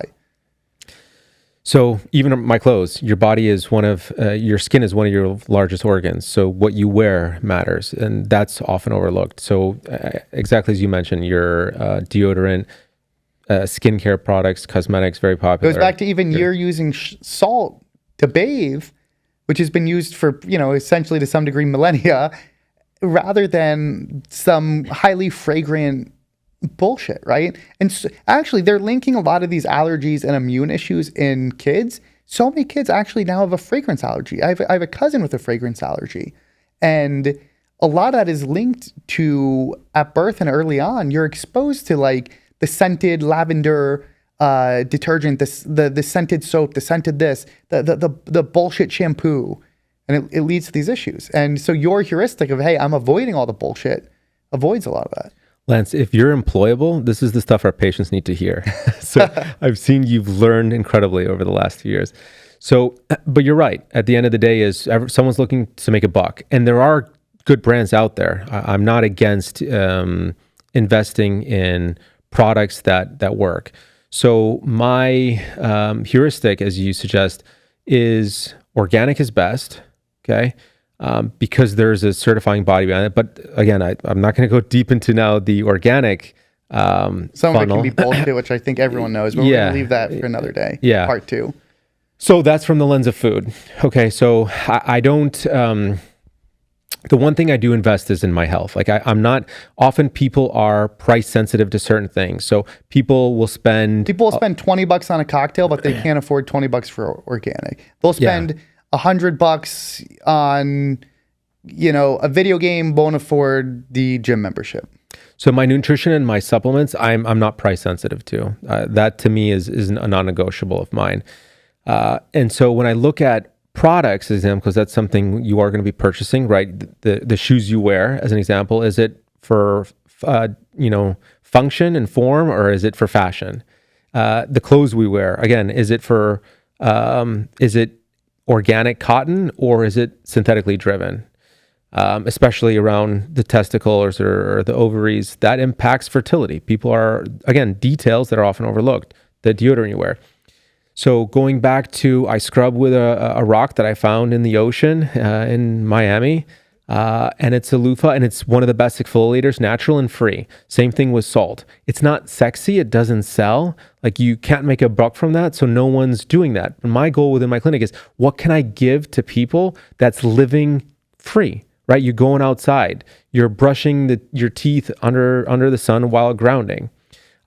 As toothpaste, as an example. So looking at oral health, because we're doing oral cancer screening in our clinic. The right brush matters, how you brush matters, your oral microbiome matters, and your toothpaste sure as heck matters. So what I like to use is, no matter what, I like to cycle products. I think I've shared that with you early on. Nowhere in nature does something exist always, right? So I'm typically cycling. Right now I'm using activated charcoal as my toothpaste. I am swishing with castor oil with a little bit of artemisian, which is like a natural antiparasitic. You can incorporate clove oil. You can incorporate sesame oil. You can incorporate coconut oil for oil pulling, which is tremendously antifungal. You can use that as a moisturizer. My wife makes a moisturizer using just melted, I think cocoa butter, shea butter, coconut oil, and then you can add in a couple drops of essential oil. And it's pretty easily made. I know guys are probably not going to do it. So find a girl that's in tune with that's going to do that, okay? It's not trying to be sexist. The men out there that are doing it, kudos to you, because we need that. But in general, after I use salt, rubbing just salt on my skin literally feels like a baby's bottom. I'm not joking. If you shake my hand, it's really, really soft. It's a natural exfoliant. These are very, very simple hacks, if you will, that are extremely cost effective. Now, some other products you want to be concerned with: dish soap. Okay, what are you cleaning your dishes with? Is it soap that is like aggregating bacteria? Then remember, even with the pans, how you don't cook with Teflon, but then you have a heavy bias towards anything Italian. And so, Daniel pretty much is like, oh man, you got to get this one brand of pans. Oh my God, it's made in Italy. Everything in Italy is healthy and perfect and optimal. Then I did some deeper digging and I'm like, bro, there's Teflon on your pans, right? And Daniel was like, oh, what? There's no way Italy would poison me. But it's, you won't use Teflon cookware. You want to use either cast iron or the stainless steel or just whatever, right? And it's like, you're making all those 1% things. Okay, what about your water?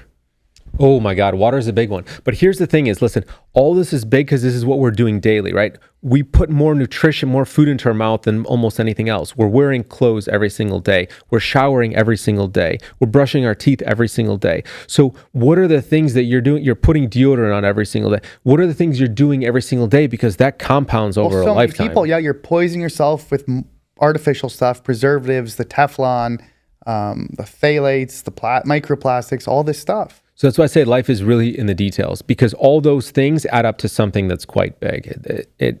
Well, when you're doing it it can be so micro, but when you're doing it every single day, this damage compounds. That's what I think you were really overlooking when we started, is like, we don't think about those things, right? We just assume that, the clothes that we're wearing, that it's okay. It's just clothes. Well, for the right? most part, I mean, I think to be fair, most people need to work on the big stuff first. Like, okay, before you worry about, organic versus inorganic, you need to stop eating the McDonald's for every meal. Before you worry about, oh man, am I wearing this type of clothing or that clothing? You need to be getting not 4 hours of sleep. Yeah, like you're the right big with all building that. blocks first, but then then you can start to assess that stuff. Yeah, I mean, the question was, what are some of the products that we're looking at? Turn around the label. If you can pronounce it, it's probably okay. If you can't, get rid of it and let's find a substitute. Or better still, find something completely natural that's coming from Mother Earth. And it's just, it's a lot of that stuff isn't that big of an ask. Like, it's not that big of an ask to, I mean, I know with water, you do reverse osmosis and remineralize. Like, a lot of this stuff is either no cost or like a one-time, kind of manageable upfront cost. But then again, it's what is the dividend being paid over the course of your life? Water is really interesting. And I think it's findaspring.com. You can find a local spring that is just water kind of coming out of the ground, which is the best. Yeah, no joke. There's an alternate website, which we'll have to include in the link. I don't recall offhand, but you can type in your zip code and it will give you a report with all the chemicals that's in your water. That matters. We're being poisoned.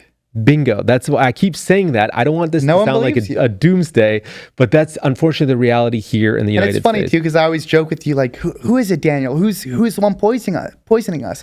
But it really is like and like, I think if I understand you correct, it's not there's no malice. It's not actually a malicious thing, but it's just that modern society to house, clothe, feed, and function in the capitalistic modern world, there's no malice here. There's no one actually trying to poison us. But modern society has kind of arranged itself in a way that it's not congruent with our true biology. So, not to throw them under the bus, but 3M was found. Oh, no, I'm just kidding. Can't? No, it's okay. They were found dumping into Lake Superior, which, as of kind of years ago, it was probably one of the last cleanest bodies of water, at least in the United States. And it's so hard to find clean water, like everywhere. So I go to Whole Foods where I shop, that's my personal preference, to go there for wild caught fish. And I say, hey, I know you're sourcing fish from Lake Superior, which I love your lake trout. Are you aware of what's happening there? And, the fishmonger was like, yeah, we source the best fish we can. So again, whether they're doing that maliciously, I'm not to speak to that. Everything ends up constrained by just modern life. They're finding these plastics in every living organism, in the air, everywhere. You're finding them in the Arctic and the Antarctic. It's literally everywhere. So we can't avoid this stuff, but it's how can you at least try to do the most and move the world and the norms in a place that all of society needs it to go. Sleep. Why? Because that's going to help you detox. Why? Because I have access to all the testing. I just tested high for BPA, bisphenol A. And my philosophy in clinic was in 2023, completely plastic free. Okay, so we've avoided plastic completely, but before that, I've avoided drinking from water bottles probably for the last decade, understanding the danger behind that and the endocrine disrupting chemicals that are present. The reality is that we're going to constantly be exposed. How well can we buffer that, right? So if we're like a cup, pun intended, and there's water being filled in, we have so much now that's spilling over because of the barrage of chemicals that we're exposed to. Water is key to our biology. We're, more than 2/3 water. So water genuinely matters. It's imperative that at the minimum, you are filtering your water at home from the chloride, from the fluorine. You have to get either an RO filtration system. Yeah. But then you're effectively drinking like dead water, which going back to, structure and remineralized water, what do? Is I would put it on the sun and I would put in some shingite or some minerals and it remineralizes the water. So now your water is alive. My concern is not to get all my minerals from my water, but it helps, right? It matters. And the quality of your water absolutely matters. So there's no way I'm going to touch this. I'll fast. I will just not expose and that's what's so funny is I've traveled around with Daniel, and if there's not a healthy meal option, I mean, I'm a barbarian. Like if you give me Taco Bell, I will have 4,000 calories of Taco Bell and not think twice. But like we will be somewhere where there's not a healthy option, and you simply will not eat. And I respect that about you. Okay, now we're gonna go pure lightning round before we wrap this. Just tell me bullish or bearish? Bullish, of course, you're optimistic about it. Bearish, you're skeptical. BPC 157. That was one question. Bullish. Stem cells. Bullish. Red light therapy. Bullish. NAD. Bullish. Resveratrol. Bullish. Really? Even on that one? Interesting. What are some other fun ones that... So I'm bullish on all these things because they add benefit. BPC is an example. I started messing around with BPC earlier than any one of my colleagues that I know. Back in 2015. Full disclaimer, by the way, I believe most of these, BPC, some of these peptides are illegal in the US as of now. I think stem cells also to some degree are illegal. So yeah, the Supreme Court just had a big overturning. So we're going to find that it's now becoming legal. It's just a matter of time. It's similar like as CBD once was or marijuana eventually as the government can patent it. CBD, bullish, bearish. All of this is bullish, right? Really? It's the context. So going back to BPC, I used to mess around with it when it said not for human consumption on the label back in 2015, almost 10 years ago. Like Skittles. So my goal is to stay ahead of the curve. All these molecules were popular once upon a time because they add value. But it goes back to the whole premise of the conversation is master the basics first. And then let's talk about these kind of new, sexy, different molecules. Going to the water, hydrogen, an example. That's one your audience should be aware about. Hydrogen. It's a master selective antioxidant. Tremendously bullish. I started putting hydrogen tablets. Now you have water bottles that you can actually utilize. I started doing that same in line when I was like, I'm injecting myself with BPC and drinking this like hydrogenated water. Living past 100 for most people, bullish, bearish. For most people, bearish. I don't mean like I don't mean Gen Pop, but I mean like take the Brian Johnsons or even like yourself, myself. You think we'll be able to live past 100? Bullish. In the right environment. Yeah. I won't let you die before 99. Hell yeah. And likewise for you, brother. Deal. No, I think that's a good lightning round. So then let's start to wrap it. So Daniel, thank you for your time. If people want, I don't even know if you want to be found. Like, I know you're generally off social media. Social media is poison. But if you want to be contacted, how can people find you? Any last words for the audience or any other asks? No, my patient all the time say, Daniel, you got to do more social to get yourself out there. I am taking on a select handful of patients if anyone is interested within your audience. So we can provide the way to best contact me. Aside from that, our clinic, Total Body Diagnostics, Holistic Health and Longevity Solutions. That's a mouthful, but that's our focus. Otherwise, what else was the question? Any last asks or messages for the audience? So, yes.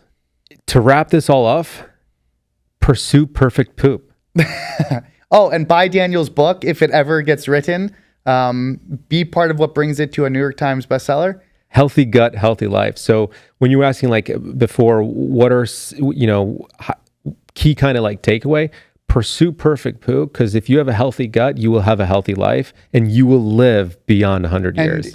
Guys, Daniel is offering a free diagnostic. Anyone that sends Daniel a picture of your perfect poo, he will rate it and get back to you with advice. Bristol stool chart. Make sure you're in that sweet spot. I show my patients that all the time. So absolutely. I love looking at poo. I have my kids before they flush. They yell for me to come take a look every day.